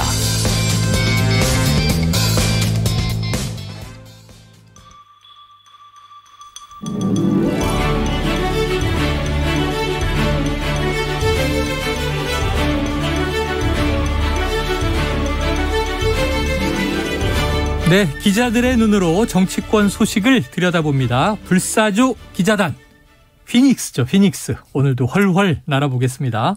경향신문 박순봉 기자, 세계일보 최영찬 기자 두 분 나오셨습니다. 어서 오세요. 안녕하세요. 바쁘시죠? 근데 지금 이게 지난주부터 확 뜨거워지더니 경찰국 이슈가 뭐 이제 물론 경찰국 신설안 발표했을 때부터 경찰 직장 협의회 시끌시끌했습니다만 지금 이제 어제는 전체적으로 여권이 강하게 반박하고 대응하는 강경한 움직임. 조금 전에 박주민 의원도 다소 놀랐다 이런 표현을 썼는데 박 기자님 어떤 흐름이었습니까? 일단 가장 크게 윤석열 대통령 중심으로 봤을 때는 일단 마이크를 넘겨줬어요. 그러니까 윤석열 대통령이 행안부하고 경찰청 이건 어제 발언입니다. 네네네. 필요한 조치를 잘 해나갈 것이다. 이런 정도로 다소 원론적이고 조금 부드러운 발언을 했거든요. 이렇게 하면서 자신은 한 발 물러났고 그러고 나니까 행안부 장관 이상민 장관이 아주 돌격대장처럼 거친 발언들 쓰면서 전면에 나섰잖아요. 네. 뭐 쿠데타 이런 표현들을 썼고요.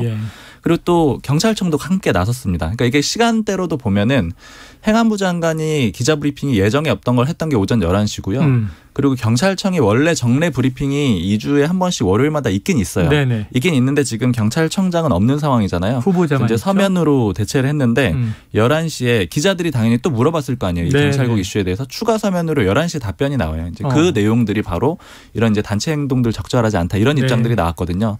그러니까 대통령이 한 발 물러섰지만 이 표현은 결국에는 행안부하고 경찰청 너희들이 처리해 이렇게 해서 두 이 집단이 나서가지고 방어를 하는 적극적으로. 그런 그림으로 해석이 되고요. 결과적으로는 이제 이후에는 국민의힘도 또 나서게 되죠. 네. 그러니까 이제 대통령은 한 발 물러서고 여권 전체적으로는 재빨리 움직이는 이런 그림이라고 볼 수가 있고, 그냥 어제까지의 상황만 놓고 보자면은 윤석열 대통령은 일종의 분리 정책을 썼던 걸로 보여요. 이게 왜냐면은 윤석열 대통령이 그간에 이제 소위 도어 스태핑을 적극적으로 하면서 아무래도 논란의 중심에 섰거든요. 네. 그러면서 가장 좀 주목해서 봐야 되는 게 당 지지율보다 대통령의 국정 지지율이 더 떨어져 버렸어요. 그러니까 너무 전면에 노출돼서 공격을 많이 받았다라는 거죠. 이런 네. 판단들이 여권 내에 있었기 때문에 도어 스태핑을 조금 자제하거나 혹은 톤을 낮춰야 된다 이런 얘기들이 있었고, 어제까지의 움직임이 딱 그랬다라고 보면 될 것 같습니다. 그런데 이제 역할 분담을 해서 이제는 스타 장관이 나와야 한다. 강경한 이제 기조를 장관들이 내뿜고. 네. 그래서 결국 오늘 아침에 도스태핑에서 윤 대통령이 또 힘을 실었어요. 맞습니다. 그러니까 결국 그렇게 했다가 다시 강경 기조로 바뀌었잖아요. 그래서 원래는 제가 예상했을 때 오늘도 조금 이상민 장관의 발언은 뭐 조금 뭐 강한 면이 있지만 뭐 원론적으로 맞다 이런 정도로 내놓지 않을까 이렇게 추정을 했는데 그보다 더 강하게 나왔잖아요. 중대한 국기문란이다. 네, 이런 식으로 나왔는데 이게 아침에 여권의 모 관계자랑 얘기할 때도 비슷한 얘기를 했어요. 이렇게 바로 같이 가실 줄 몰랐는데 사실은 이상민 장관 발언 살짝 눌러줄 줄 알았다 이런 얘기를 하더라고요. 그러니까 결과적으로 보자면은 이런 선택을 했다라는 거는 두 가지 측면을 볼 수가 있어요. 일단 첫 번째로는 해볼만 하다. 그러니까 해볼만 하다라는 판단이 선 거죠. 이게 그리고 근본적으로 보자면은 이 이슈 자체가 예전에 다른 이슈들을 지금 다 잡아먹었잖아요. 그렇죠. 상황이 나쁘지가 않아요. 그러니까 가장 근래의 생각을 해보자면은 대통령실의 사적 채용 문제. 지지율 하락의 원인으로 짚었던 뭐 인사, 사적 채용 논란. 맞습니다. 또 여사 논란. 맞습니다. 등등. 다 잡아먹었고 그리고 예를 들면 뭐 권성동 원내대표 논란 같은 것들도 한 번에 쏙 들어가 버렸잖아요. 네네. 그리고 그런 사적 채용 논란 같은 거는 이 여야 간의 그런 문제라기보다는 혹은 뭐 진보와 보수의 문제라기보다는 사실 대부분의 사람들이 다 좀 용납하기가 어려운 그런 내용들인 경우가 많단 말이에요. 네네. 그런데 이 문제 같은 경우에는 여야 간의 이슈가 좀 갈리기 때문에 네네. 반반 싸움을 해볼 수가 있다. 이렇게 본 걸로 해석이 됩니다. 그리고 특히나 최근 움직임을 또 하나 연결해서 보자면은 이 여권이 내놓는 대부분의 이 전략이라고 할까요? 정무적 판단들을 봤을 때 북한 관련된 거 많았어요. 네, 그렇죠. 예를 들면 뭐 서해 공무원 피격, 탈북어민을 뭐 북송했던 그런 문제들. 결국 이 북한 관련된 이슈라는 거는 지지층을 결집시키겠다라는 그런 의도로 볼 수 있거든요. 정무적인 판단으로 보자면은요. 그리고 또 어제 윤석열 대통령이 여성가족부 폐지 다시 한번 꺼내들었잖아요. 맞습니다.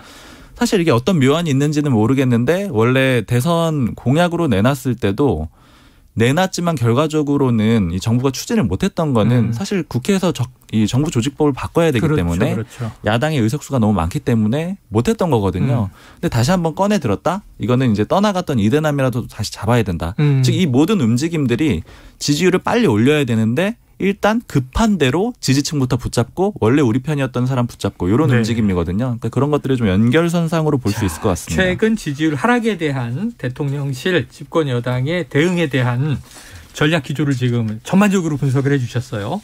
다시 이제 경찰국 문제로 돌아와서 지금 이상민 행안부 장관이 그런 얘기를 한 게 이제 많이 보도가 됐습니다. 특정 그룹이 배후에 있는 것 같다. 그런데 누구냐 하고 기자가 물었더니 짐작은 가는데 지금 말할 수는 없다. 근데 이제 보도를 보면 다 이제 경찰대 배후설 이렇게 나오더라고요. 지금 민주당에서는 요거 좀 이 여권 혹은 이상민 장관의 시각 좀 파악을 하고 있나요? 아직 뭐 배후설에 대해서 크게 뭐 언급이 된 건 없고, 왜냐면은 뭐 경찰서장 회의가 한다는 것까지 이렇게 경찰과 또 이렇게 밀착이 많이 돼 있는 당이 아니거든요, 사실은. 그런 면에서 뭐 지금 이상민 장관은 당장의 뭐 위기를 모면하려고 일부러 그렇게 지금 프레임을 씌우려고 한 것 아니냐, 뭐 이런 반응들이 있고, 어쨌든 지금 이 건을 계기로 민주당은 이제 다른 좀 분위기 사는 건 있어요. 네네. 이 지금 여당에서 야당된 지 얼마 안 됐고, 그리고 야당이어도 아직 너무 좀 무겁잖아요. 169석이나 되고. 그래서 이게 이제 잠자던 민주당의 야성을 깨운 신호탄이 됐다. 뭐 이런 분석하는 기사들도 있거든요. 그러니까 실제로 오늘 원내 지도부가 처음으로 원내대책회의를 국회에서 안 하고 장애 용산에서 했다면서요? 용산 대통령실에 가서 했어요. 그러면서 대통령실 안으로 들어가지 못했겠죠. 안에 들어가서 저건 했어요. 이 뭐 청원 무슨 문제 탄원 항의서? 네. 항의서원을 뭐 제출하거나 이런 것까지 전달하고 그런 것까지는 했고, 어쨌든 밖에서 마이크를 잡고 이제 의원들 가두에서 했는데 박홍근 원내대표는 뭐 어제랑 거의 대동소이한 발언을 해서 뭐 크게 주목이 안 되는데 이제 그래도 꽤 목소리 큰 분들이 있잖아요. 이번에 네네. 최고위원 출마한 서영교 이런 분들 지금 발언 세게 하더라고요. 네. 그래서 그런 분들 이제 나서서 계속 마이크 잡고 하다 보면 이제 수위도 올라가고 그러면서 앞으로 야당 생활하면서 장외에서 이렇게 좀 할 일이 많아지겠구나라는 지금 어쨌든 오늘 좀 그런 얘기들이 있었는데 근데 뭐 국감이 또 곧 있잖아요. 정기국회 들어가면은 사실은 여름 지나면 네네. 추석 지나고 바로 국감이죠. 그렇기 때문에 10월. 예, 이제 좀 잠자는 야성이 안 그래도 살아나야 하는데 네네네. 이번 건을 계기로 좀 전열을 재정비하면서 이제 윤석열 정부에 맞서서 좀 대여투쟁을 제대로 해봐야겠다 뭐 이런 얘기들을 많이 합니다. 조금 전에 박주민 의원이 대정부 질문 시작하니까 우리 야당 맞구나 하는 생각이 자각되더라는 얘기를 했어요. 근데 저는 이 배우설 조금 더 짚어볼 필요가 있다고 싶은 게 일단 경찰대 배우설 이제 저도 그런 표현을 쓰긴 썼었는데 약간 배우설이라는 표현이 좀 일단 맞지는 않는 것 같아요. 네네. 왜냐면은 배후라는 거는 그 뒤에 있어야 되잖아요. 네네. 즉 경찰대 배후설이라고 한다라면은 이번 이 경찰국 이슈에 대해서 뭔가 다른 조종하는 세력이 조직들이 있다. 있어야 되는데 경찰대는 어쨌든 경찰 내에 있는 사람들이잖아요. 네네.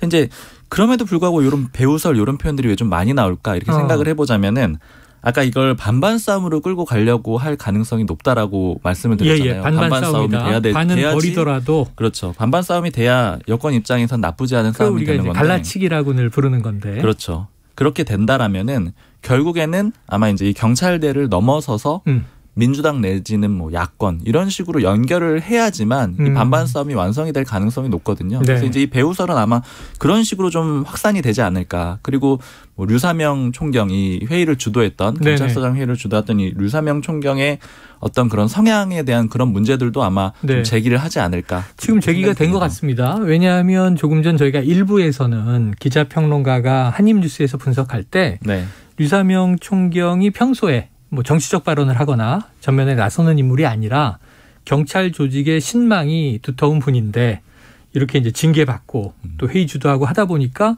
경찰 조직이 오히려 더 들끓고 있다라고 해석을 했는데 지금 1시간 전에 주간조선 보도가 하나 나왔어요. 류사명 총경이 과거 2019년 서울 서초동 조국 수호 집회에 참여했다. SNS에 인증사진을 남겼다가 논란이 일자 1시간 만에 삭제했다. 류 총경의 해명은 서초동 근처에 약속이 있어서 아내와 함께 부부가 지나다 집회 모임 군중을 배경으로 셀카를 찍었을 뿐이다. 집회에 참석하지 않았다. 왜 얼굴을 가렸느냐. 그날 날씨가 추워서 아내가 스카프를 준 것을 착용한 것이다. 자, 이런 거죠. 사실 이제 그 기사를 저도 보고 언급을 드릴까 말까 하다 그 기사가 또 삭제됐더라고요. 기사 삭제됐습니까? 네, 그래서 아마 좀 팩트는 추가적으로 확인을 더 해봐야 될 것 같아요. 어떤 이유로 인해서 꼭 삭제가 됐는지는 모르겠기 때문에 아마 그 팩트 자체가 잘못돼서 삭제됐을 수도 있겠죠. 그러니까 최근에 이제 정치인들이 막 이야기를 해도 이른바 또 이 한기호 의원이 한 얘기도 팩트냐 아니냐. 그렇죠. 탈북 어민 뭐 이른바 탈북 브로커설 이것도 민주당이 강하게 반박하고 그러지 않습니까? 자, 팩트체크가 매우 중요합니다. 지금 말씀드린 주간조선 기사는요. 1시간 전에 떠서 조금 전까지 있다가 방금 삭제됐다고 하네요. 아마 팩트체크가 필요한 대목인 것 같습니다. 자, 최 기자님. 참 이런 얘기들.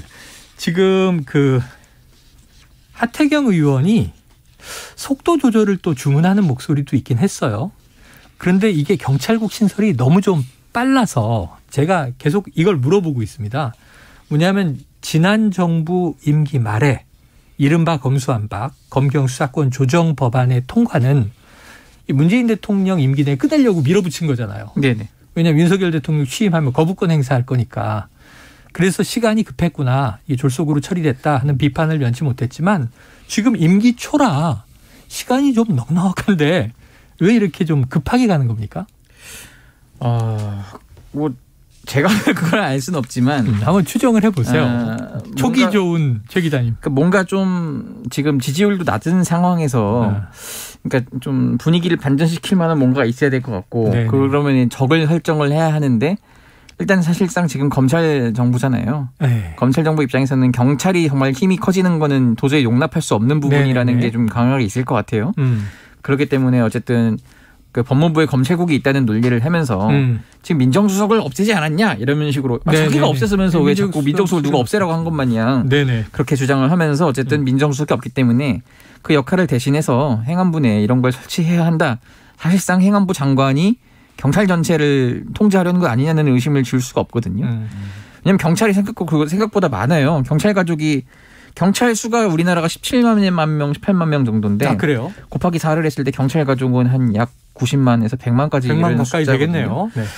그래서 만약에 이게 제대로 초장에 못 잡으면은 이게 이후에도 이제 선거 등등에 굉장히 큰 영향을 끼칠 수 있다. 뭐 이런 식으로 분석을 하는 건 아닐까 싶습니다. 그러니까 사실 저도 최 기자님 얘기랑 비슷하게 생각을 하는데, 그러니까 어제 저도 이게 왜 이렇게 속도를 좀 빨리 내느냐 이게 좀 궁금해가지고 뭐 초선 의원 1명, 그다음에 중진 의원 1명 이렇게 물어봤는데 의원들 그 2명 모두 좀 빠르면 안 된다라고 얘기를 하더라고요. 빠르게 되면은 예전에 소위 검수완박 검찰개혁 민주당이 검찰개혁 추진할 때랑 비슷한 모양새가 된다라고 하면은 뭐 스텝 꼬인다 이런 얘기 하는데 그럼 똑같이 보여가지고 비판을 받을 수가 있다 이런 우려를 했는데 근데 그럼에도 불구하고 어쨌든 지금 대통령실 내지는 정부에서는 빠르게 추진을 하고 있는 거잖아요.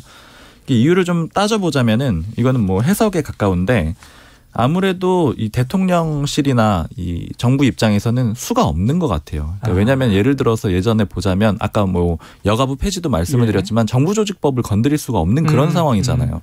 그리고 지금 윤석열 정부가 여태까지 했던 과업 중에 성공적으로 해낼 수 있었던 거는 사실 대통령실을 용산으로 이전한 것밖에 없거든요. 그러니까 국회를 거치지 않는 그런 업무만 가능하다라는 거죠.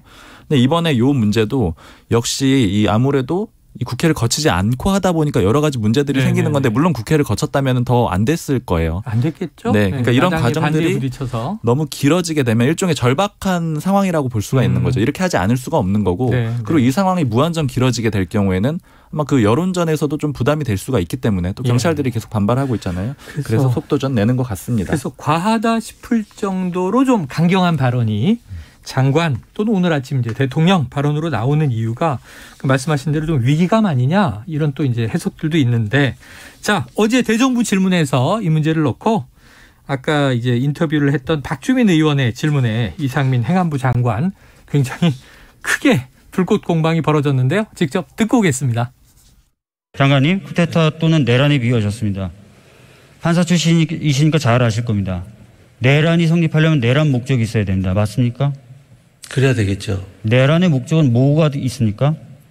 이번 경찰들 모임에 내란 목적이 어떤 게 있습니까? 제가 말씀드린 것은 위험성을 이야기하는 것입니다. 공무원의 집단 행동은 금지되어 있습니다. 집단 행동이라 하더라도 내부 의견 수렴 정도도 금지된 집단 행동입니까? 그렇습니다. 그럼 아까 말씀드렸던 한상대 총장 물러나라고 했던 검사들의 집단 행동은 적법합니까? 그것과는 다른 것입니다. 네, 자 박주민 의원의 언성이 목이 쉴 정도로 높아진 그런 대목을 들어봤는데요. 자 검사들의 집단 행동은 적법이고 또 이제 경찰의 뭐 이 회의 정도 의견 수렴은 위법이냐 하는 이제 이야기였고요. 이상민 장관은 그 다르다 이렇게 얘기를 하고 있어요. 자, 이 대목에서 떠오르는 게 아까 다시 얘기를 돌아가서 윤 대통령이 이제 장관들을 불러놓고 스타 장관이 많이 나와야 한다. 그러니까 어찌 보면 지지율 하락의 원인을 좀 이 국정에 대한 홍보가 부재한 거 아니냐. 장관들이 열심히 좀 나가서 이야기를 해라. 장관들이 정무 감각을 가져야 한다. 이런 얘기도 했는데. 자, 최 기자님. 예. 이상민 장관 스타 장관 된 겁니까?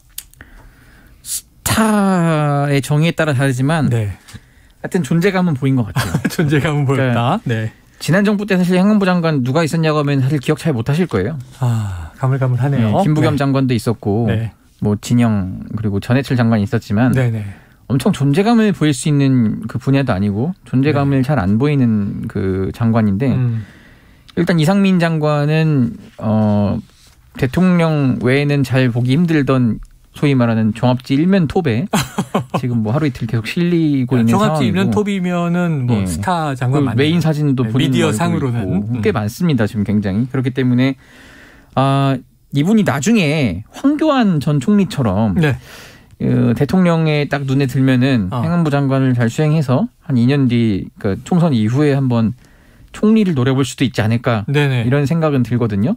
그러다가 갑자기 인지도 올라가고 하면 대권 주자 이름 넣어서 갑자기 대선 후보가 될 수도 있는 거예요. 그런 식으로 또 누가 옆에서 바람을 넣으면은 좀 오버 액션이 나올 수도 있다. 바람을 넣으면 오버 액션이 나온다. 네네. 네. 이게 지금 얘기하시니까 약간 그 이미지, 인상 이런 걸 보면 과거에 이제 이완구 전 총리. 저도 그 생각 많이 했어요. 그죠. 좀 닮았어요. 예, 닮았다. 이미지상으로만 얘기를 한 겁니다. 자, 한편 어제 대정부 질문의 하이라이트는요. 전현직 법무부 장관의 충돌이었어요. 이 대목 듣고 와서 이야기 이어가겠습니다. 그래서 법무부 직제령에 인사정보관리단장 장관을 보임한다라고 그렇게 끼워넣게 했습니다. 물건을 끼워 팔기는 제가 봤어도 법령을 끼워 넣게 하는 건 처음 봅니다. 정정당당하다면 법무부 직제령 제3조 직무조항에 여기에 인사라는 두 글자를 넣어야 돼. 넣지 못했잖아요. 그리고 즉 업무는 없는데 직위는 만들었어요. 이게 꼼수입니다. 이게 법치농단이에요. 저는 거기에 동의하지 않습니다. 한동훈 장관 내 마음에 들면 검증 안 하고 내 마음에 안 들면 검증하는 거예요?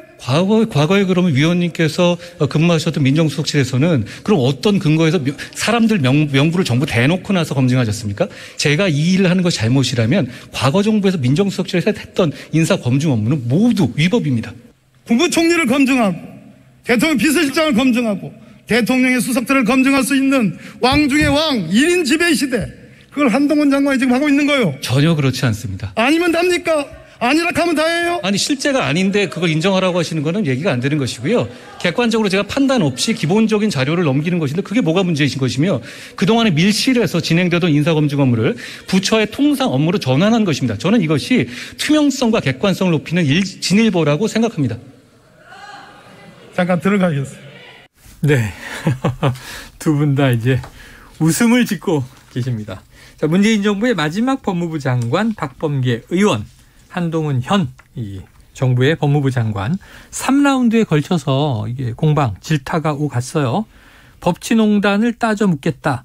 근데 저희가 일부에서 이제 평가를 한번 해보기로는 요즘에는 언성 높이고 화내는 사람이 지는 거다. 맞습니다. 그래서 박범계 의원이 이제 판정패한 거다 이런 이야기를 했거든요. 자, 두 분 어떻게 보시는지, 이 대정부 질문 이후에 여야 정치권 분위기는 어떻습니까? 어제 첫날 지나고. 국민의힘에서는 굉장히 사실 좋아하고 있습니다. 고무돼 있어요. 한동훈 장관이 역시나 잘한다라는 이런 분위기들이 있고, 그리고 이 말씀하신 그런 톤에 대한 얘기들도 하더라고요. 물론 이제 좀 젊은 이 당 관계자들 얘기이긴 한데, 그러니까 서로 논리가 좀 맞부딪히는 면이 있으면은 사실 어느 쪽이 우위인지 누가 더 잘했는지 이런 거 토론해서, 예를 들면 대정부 질문이긴 하지만 알기가 어렵거든요. 그런데 한동훈 장관 스타일이 좀 요즘 스타일 같다 이런 얘기들을 좀 하더라고요. 왜냐하면 이제 톤을 막 많이 높이지 않고 맞아요. 그냥 좀 조곤조곤하게 얘기를 하는데, 이제 반면에 이 박범계 의원 같은 경우에는 예를 들면 예전에는 좀 사이다다 이렇게 해가지고 좋은 평가를 받았었는데, 예전에는 이런 스타일이 먹혔죠. 네, 그러니까 약간 좀 일종의 연극통 같기도 하고요. 그러니까 이게 한번 좀 흐름이 바뀐 게 아니냐. 그러니까 일단 대정부 질문하는 그런 스타일도, 그러니까 너무 소리 지르고 이런 스타일들이 좀 안 먹히는 것 같다 이런 평가들도 있었습니다. 네, 자, 하태경 의원과 이종석 국방부 장관의 질의응답도 화제였는데, 이 민주당에서는 이 대목에 대해서 좀 주목하는 것 같아요. 아직 당 차원에서 근데 생각보다 별다른 움직임이 없어요. 그래요? 저는 이제 이 부분을 포커스를 맞춰서 기사에 썼는데. 북송 문제죠. 맞습니다. 근데 이제 어쨌든 윤건영 의원이라든지 계속했던 얘기는 뭐냐면은 이 자체는, 이 사안은 한미 정보 당국이 그 흉악범으로 사실상 판단을 해서 그런 식의 보고를 마치고 어쨌든 이제 유엔사 동의를 거쳐서 보낸 거잖아요. 이제 권영세 장관이 오늘 막 뒤늦게 부랴부랴 수습하느라고 이 당정관 엇박자낸 거를 좀 이렇게 무마하려고 하던데. 근데 이게 지금 이미 저는 어제 이 권 장관뿐만 아니라 이종석 국방부 장관의 답변으로 인해서 사실상 판정이 다 가려진 것 같아요. 왜냐하면 유엔사 그리고 사실상 주한미군도 대부분 다 이게 이렇게 알고 있었다는 거거든요. 이걸 뒤늦게 지금 약간 좀 안보몰이 북풍몰이식으로 해서 너무, 특히 지난주에 한기호 의원이 너무 과한 주장들을 했던 거 아니냐. 태용 의원도 마찬가지고. 그래서 여기서 이제 바람이 많이 빠질 것 같습니다. 근데 오늘 또 이제 반론을 담은 기사들이 좀 쏟아져 나와요. 왜냐면 유엔사도 몰랐다.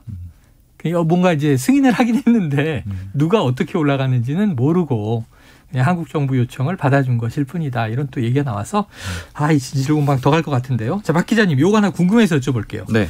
주가 조작 혐의로 재판에 넘겨진 권오수 전 도이치모터스 회장의 아들, 이 회장은 지금 구속돼 있죠? 지금 보석으로 풀려나서 보석으로 재판받고 있습니다. 네. 재판이 계속 진행 중이고. 네. 여기 이제 지금 김건희 여사 사건이 이제 같이 김건희 여사랑 잘 알고 지내는 사이로 알려져 있고 검찰이 관계성, 이 연관성을 좀 의심하고 있는 상황이죠. 예. 그런데 그 아들이 취임식에서 윤 대통령의 부친인 윤기준 교수의 바로 뒷자리에 VIP로 참석했다. 이게 뒤늦게 이제 확인 보도가 되면서 논란이 있는데 누가 그러면 이제 초청한 것이냐? 또 대통령실은 취임식에 참석했다고 뭐 수사에 영향을 주는 건 아니지 않느냐? 이제 어떻게 좀 돌아갑니까? 네. 일단 방금 말씀하신 대로 그렇게 해명을 하고 있는데 물론 대통령실의 주장이 틀렸다고 보기는 어렵죠. 왜냐하면 그 대통령 취임식에 왔다고 해서 그걸 가지고 수사에 영향을 끼쳤다. 이렇게 네. 단정짓기에는 좀 중간다리가 부족한데요. 근데 다만 이 이슈가 불거지는 것 자체가 여권에서는 상당히 부담을 갖고 있습니다. 왜냐하면은 일단 첫 번째로는 지금 김건희 여사의 일종의 스탠스를 보자면은 좀 자맹에 가깝거든요. 모습 잘 드러내지 않으려고 그렇죠? 하는 거죠. 최근에 논란이 되다 보니까요. 근데 그런 상황인데 자꾸 이런 보도로 인해서 이름이 자꾸만 거론이 되는 게 좀 부담이고요. 그리고 지금 대통령실의 사적 채용 문제라든가 아니면 김건희 여사와 관련해서도 뭐 코바나 콘텐츠 직원들 이런 문제들이 네네네. 이런 것과 좀 연관된 게 아닌가 하는 그런 정황적 의심을 많이 하게 만드는 그런 종류의 보도거든요. 그래서 여권에서는 좀 부담이 된다 이런 반응들이 있습니다. 자, 대통령실의 반응은 뭐 수사에 영향을 주는 건 아니지만 국민 눈높이를 봤을 때 여권에는 부담이 된다. 자, 최 기자님, 국회가 우여곡절 끝에 뭐 이번 주 사실상 문을 열었습니다. 대정부 질문 뭐 어제 오늘 내일 계속 하는데요. 그런데 민주당 내에서 이 원구성 상임위 배분에 대해서 뒷얘기가 나온다. 이건 어떤 내용이에요? 지금 원구성이 이제 다들 바라는 상임위와 네. 그 들여보내줄 수 있는 그런 상임위 배정받을 수 있는 상임위가 또 뭐 너무 천차만별 다르기 때문에 네. 일단 원내 지도부 입장에서는 강제로 배분을 해야 합니다. 그러니까 인기 있는 상임위가 인기 있고 있는 상임위와 비인기 상임위 이렇게 해서. 근데 지금 여성가족위원회가 네. 너무 본인의 의사와는 다르게 강제로 배정된 분들이 많다는 거예요. 네. 이것 때문에 지금 못 간다고 원내 지도부에다가 굉장히 많이 항의를 하고 있는데 근데 마침 또 어제 부처 폐지 노조법이 나왔잖아요. 저는 이게 그래서 오히려 윤석열 대통령한테 힘이 실어질 것 같아요. 아니 야당에서도 저렇게 여가위 다들 가기 싫어하는데 그럴 거면 상임위도 없애고 부처도 없앱시다라는 논리가 통할 것 같거든요. 네네. 여기서도 지금 다 애물단지인 게 여기 이게 복수 상임위라서 그 중임 다른 상임위를 하면서 이걸 해야 돼요. 네네네. 그러면 다들 이제 지역구 관리도 해야 되고 좀 이 총선이 있기 때문에 많이 부담스럽다는 거예요. 반까지 해야 되는데 그렇기 때문에 지금 굉장히 지금 이 여가위가 위기다. 네, 그런 상황입니다. 자, 근데 위원장은 민주당이고 권인숙 의원이잖아요. 그것도 좀 말이 나와요. 아, 그래요? 초선 여성 비례의원이 네네네. 어떻게 위원장 아무리 여성이어도 위원장을 시킬 수 있냐? 대체 이게 무슨 기준이냐? 이런 말들이 당내 지금 나오고 있습니다. 역시 이제 또 국회 내에서는 국민들이 바라보는 것과 다른 여러 가지 힘싸움들이 있는 것 같습니다. 자, 이번 주 목요일에 본선 진출자를 가리는 컷오프 더불어민주당 전당대회인데 자, 3명 두 분이 뽑아주시죠. 일단 이재명, 어대명, 이재명 이 의원은 올라간다. 2명은요. 나머지. 내일 모레.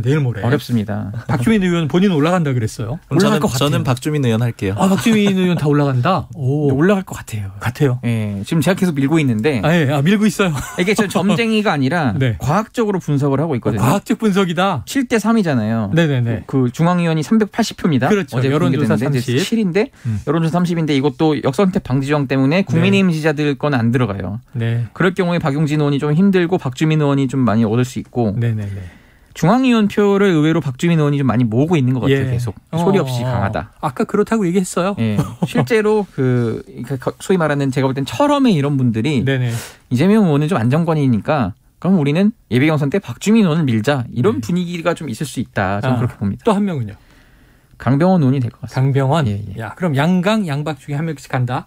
자, 여기서 이제 청취자분들 오해 없으시기 바랍니다. 최영찬 기자가 밀고 있다라고 아까 얘기한 건 개인적으로 뭐 지지한다, 박주민 개다 이게 아니라 당적 없죠. 누가 올라갈지를 이제 맞추는데 어차피 대표는 정해져 있는 것 같습니다. 대표는 정해져 있는 것 같다.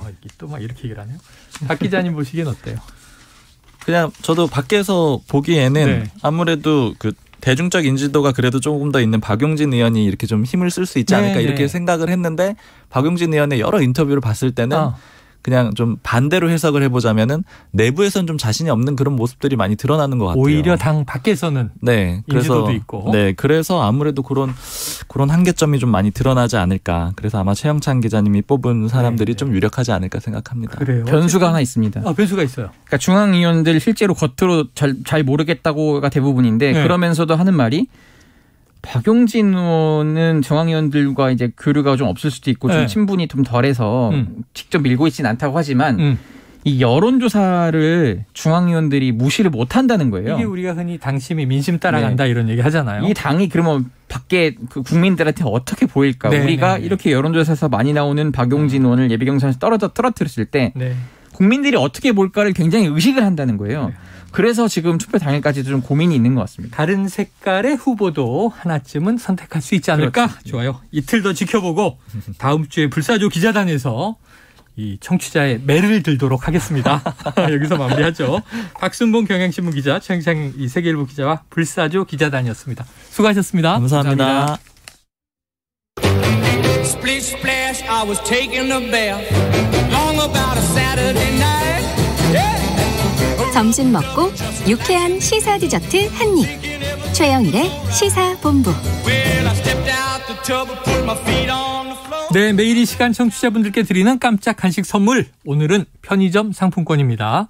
코너 들으시면서 문자로 의견 주시는 분들에게 쏩니다.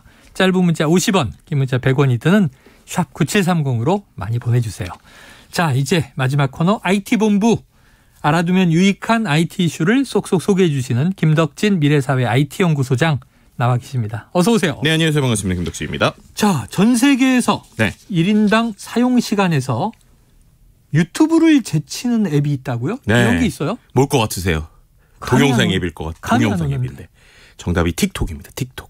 틱톡? 네, 틱톡. 이게 참 재밌는 게 전 네. 세계에서 우리나라만 틱톡을 체감을 못하고 있지 네. 전 세계적으로는 이미 가장 많이 방문한 사이트로 2021년 12월부터 이미 랭킹이 올라갔어요. 근데 이게 지금 다른 SNS에도 이렇게 들어가죠. 네. 그런 이제 말씀하신 것처럼 숏폼이라고 우리가 보통 얘기하는데 짧은 동영상의 형태들이 다른 SNS에서 나오긴 했는데 그거의 원조격이라고 할 수 있는 게 이 틱톡입니다. 근데 이 틱톡의 사용 시간이 최근에 얼마나 되냐면 전 세계 이용자 평균 안드로이드 기준으로 월 평균 사용 시간이 유튜브가요. 전 세계적으로 지금 한 달에 23.2시간이라고 그래요. 한 달에? 네. 근데 틱톡이 23.6시간으로 이제 넘어서기 시작을 했고요. 페이스북 같은 경우는 이보다 한참 떨어진 19.4시간입니다. 네. 근데 이게 더 놀라운 게 나이를 더 낮춰서요. 네. 만 4세에서 18세 유아 청소년기에 이제 그럼 이들은 유튜브랑 틱톡이 얼마나 차이가 나는 걸 봤더니 유튜브 평균 하루 사용 시간이 56분 정도거든요. 네네. 근데 틱톡 하루 평균 시청 시간이 91분이라고 그래요. 아, 이게 제가 또 이게 막 꼰대 세대가 되는 것 같아요. 라떼 세대가. 왜냐하면 틱톡 같은 거 보면 저 뭐 지구방위대 재밌는 이제 막 재밌는 영상, 우리가 예전에 춤추는 영상, 짤이라고 부르는 그렇죠. 짧은 영상들이 많이 올라오는데 유튜브도 우리가 기성 미디어에 비하면 짧아졌다. 그렇죠. 골라본다. 뉴스도 너무 편향적이다. 이런 얘기 많이 하는데 아니 틱톡 무슨 컨텐츠의 내용을 담기 어려울 정도로 짧아서 휙 보고 재밌구나. 아주 직관적인 영상들인데 이걸 이렇게 많이 보면 얼마나 많이 보면 이렇게 누적 시간이 클 것이냐. 그러니까요. 실제로 2020년, 2021년 세계에서 가장 많이 다운로드된 앱 1위이기도 합니다. 아니 미국에서 검색을 틱톡으로 한다고 하면 정보가 담겨 있긴 있습니까? 그러니까 이게 참 재밌는 건데 과거에 우리가 How to라는 것을 포털에서 검색했잖아요. 근데 최근에 유튜브에서 검색한다 이런 얘기 많이 들어보셨죠? 그러니까 예전에 우리가 정보송 프로그램에서 하듯이 How to 땡땡 이런 검색이 유튜브에서 많아졌는데 최근에 그렇게 비슷하게 틱톡을 갖고 정보를 본다는 거예요. 그래서 예를 들면은 뭐 이런 얘기하면 좀 그렇지만 저도 실은 제가 틱톡 팔로워가 12,000명입니다. 이분 셀럽이네. 제가 뭘로 하냐면 IT 트렌드 이런 거를 30초 1분짜리 영상 올리거든요. 30초에서 1분. 네. 근데 친구들이 많이 봐요. 10대 친구들이. 네네네. 그래서 되게 놀랐어요. 그러니까 제가 이거를 대부분 얘기를 안 하는 게 제 SNS랑은 어차피 타겟이 달라서 네네. 일부러 얘기를 안 하고 어떻게 성장하는지 보려고 그냥 뒀거든요. 그랬는데 10대 친구들이 초등학교 친구들이 막 댓글을 다는 거예요. 그래서 막 1분 정도 컨텐츠에다가 뭐 이거 어떻게 되는 거예요? 막 이런 식의 이야기들을 다는데 그만큼 최근에는 이 틱톡이라고 하는 것에 정보성 컨텐츠가 많아지는 것 같아요. 야. 그래서인지 이게 좀 흥미로운 게 구글에서 이제 그 수석 부사장이 이런 얘기를 한 겁니다. 네네. 어떤 얘기를 했냐면 미국의 G세대, 그러니까 Z세대들이 40%가 식당 검색을 할 때 틱톡을 이용한다. 그러니까 과거에는 이제 구글의 유튜브나 뭐 아니면 이미지 검색을 했었는데 오히려 10대들의 40%는 이런 이제 구글 맵보다는 틱톡이나 인스타그램 같은 걸 이용한다. 그래서 이거는 공개된 적 없는 구글의 연구조사 결과다. 이렇게 얘기를 했거든요. 이야. 그리고 또 이제 우리나라의 이 틱톡이 좀 중요한 이유가 K-팝 있잖아요. K-팝 영상이 이 틱톡에서 난립니다. 네, 2019년에 K-팝 영상이 3,350만 건 정도였는데 이게 지금 9,787만 건, 그 거의 1억 건대로 3배 정도 증가를 했고요. 네. 더 중요한 건 92.8%가 해외에서 플레이되고 있어요. 그래서 오히려 틱톡에서 우리나라 K-팝을 보게 되는 한국 사람들이 7.2%밖에 안 되는데 네네. 인도네시아가 16.4%, 필리핀 13.5%, 네. 심지어 미국도 우리나라보다 K-팝 영상을 틱톡에서 더 많이 8.7%가 보고 있습니다. 자, 이제 덕진 형으로 모실 테니까 저를 좀 가르쳐 주시기 바랍니다. 아닙니다. 아니, 저도 왜냐면 그냥 30초에서 1분 사이에 네. 뭐 재밌는 반짝 재밌는 영상이면 모르지만 여기 그렇죠. 정보가 들어갈까 했는데 네. 이젠 어린 세대 젊은 세대는 유튜브도 길다 이거예요. 네. 실은 저도 20대 친구들의 도움을 좀 받고 있어요. 그래요. 네, 저는 그렇게 못하겠는데 제 정보를 이렇게 잘 구성을 해서 그렇게 찍으면서 열심히 따라서만 찍고 있습니다. 아니 그러다 보니까 이렇게 네. 여러 SNS 기성에 제가 쓰던 거 네. 보다 보면 이게 짧은 영상들이 막 올라와서 저도 모르게 이렇게 눈길이 가다 보면 이게 한 뭐 20초 30초 이런데 그렇죠. 틱톡의 열풍 때문에 최근에 많은 소셜 미디어들이 네. 이 틱톡을 카피하는 형태로 가는 거죠. 그렇죠. 참 아이러니하지만 우리가 알고 있는 유튜브에도 쇼츠라는 게 생겼고 쇼츠. 인스타그램에도 릴스라는 게 생겼는데 릴스. 네. 이게 어떻게 보면은 다 이제 틱톡 방식이에요. 그래서 뭐 그렇죠. 60초 아니면은 더 짧은 시간 뭐 이렇게 해가지고 영상을 이제 올리게 되는 건데 네네. 심지어 영상만 올리는 게 아니라 페이스북, 그러니까 메타에서는 최근에 이제 알고리즘, 그러니까는 그 어떻게 보면은 영상이 나오는 알고리즘도 틱톡처럼 바꿔라 라는 얘기가 이제 공고명에 나올 정도로 상당히 지금 주시하고 있다고 볼 수 있을 것 같은데요. 네. 그게 그럴 수밖에 없는 게 결국에는 이게 다 광고 매출하고 연결이 되거든요. 그래서 틱톡의 최근에 광고 매출이 올해 한 120억 달러, 그러니까 우리나라 돈은 15조 7,560억 정도로 이제 전망하는데요. 이게 이미 트위터, 그 다음에 스냅챗 이런 메신저의 연매출 두 개를 합친 것보다도 네. 많은 수치로 이미 틱톡에서 그렇게 광고비를 많이 벌고 있다. 이렇게 좀 말씀드릴 수 있습니다. 근데 저는 이거 이렇게 보다가 네. 이렇게 얼핏 뛰면은 휙 지나가 버리는 게 그쵸? 스크롤 해버리는 게 네. 약간 민망한 게 챌린지라고 불렀는데 그쵸? 주로 이제 젊은 여성분들이 뭐 춤을 추거나 그쵸. 혹은 이제 프로 스포츠 이제 구장에서 네. 뭐 치어리더들 이 영상이 나오거나 그쵸. 제가 이걸 이렇게 열심히 들여다보면 좀 민망할 것 같아서 대중교통에서 막 넘어가거든요. 아마도 그런 것들을 평상시에 많이 보셔서 그런 게 아닐까. 아, 그런 거예요? 인공지능 앱. 이게 계속 그런 것만. 네, 그러니까 이게 뭐냐면 이 틱톡의 가장 강력한 위력 중에 잠깐만요. 하나가. 자, 편집 삭제. 네. 이건 얘기하지 않은 걸로 넘어가도록 네, 하고요. 알겠습니다. 자, 그런데 이렇게 전 세계적인 인기를 끌고 있고 특히 10대들을 중심으로 인기를 끌고 있는데 이 부작용도 있다는 거예요? 네, 맞습니다. 이게 어떤 부작용이냐면 일단은 좀 장기적으로는 챌린지가 좋은 게 많아요. 뭐 북톡처럼 책 읽는 챌린지 이런 것들도 앞으로 있어서 그런 걸 봐야 되겠네. 네, 10대들을 이제 최근에 이제 다시 이제 어떻게 보면 책을 역주행시키기도 하는데 이게 부작용도 있습니다. 어떤 부작용이 있냐면 예를 들면 이게 짧은 시간 자기가 뭔가 하면은 아주 유명한 인싸가 될 수 있는 앱이거든요. 네네네. 이 이제 틱톡의 알고리즘의 특징 중에 하나가 팔로우 수가 적어도 그냥 내가 뭔가 재밌는 영상을 올리게 되거나 사람들에게 많이 관심을 받게 되거나 임팩트가 있으면 한순간에 이게 어떻게 보면 많은 폭발적으로 타임라인에 퍼져요. 올라가게 돼요. 네. 이제 그런 것들 때문에 좀 관심을 얻게 되는 챌린지들이 많은데 그중에 좀 한 가지 블랙아웃 챌린지라는 게 있었습니다. 네. 이게 뭐냐면 그 숨을 참아서 네. 뇌로 가는 산소를 차단하면 약간 이렇게 블랙아웃, 이렇게 검게 되는 거 있잖아요. 그러니까 이제 의식을 잃는 거잖아요. 그렇죠. 그런 거를 흉내내는 챌린지가 잠깐 이 틱톡에서 돌았었어요. 네네네. 그래서 지난해에만 10대 이용자 이제 5명이 사망했다. 그래서 그거에 대해서 유족 측이 네. 틱톡을 상대로 손해배상 청구를 했거든요. 근데 틱톡 입장에서는 그건 우리가 만든 트렌드가 아니라 사람들이 자발적으로 한 거라고 그런 것들 하지 말라고 지금 이용자들에게 안전주의에 해명을 하고 있다라고 얘기는 하고 있는 네네. 상황인데요.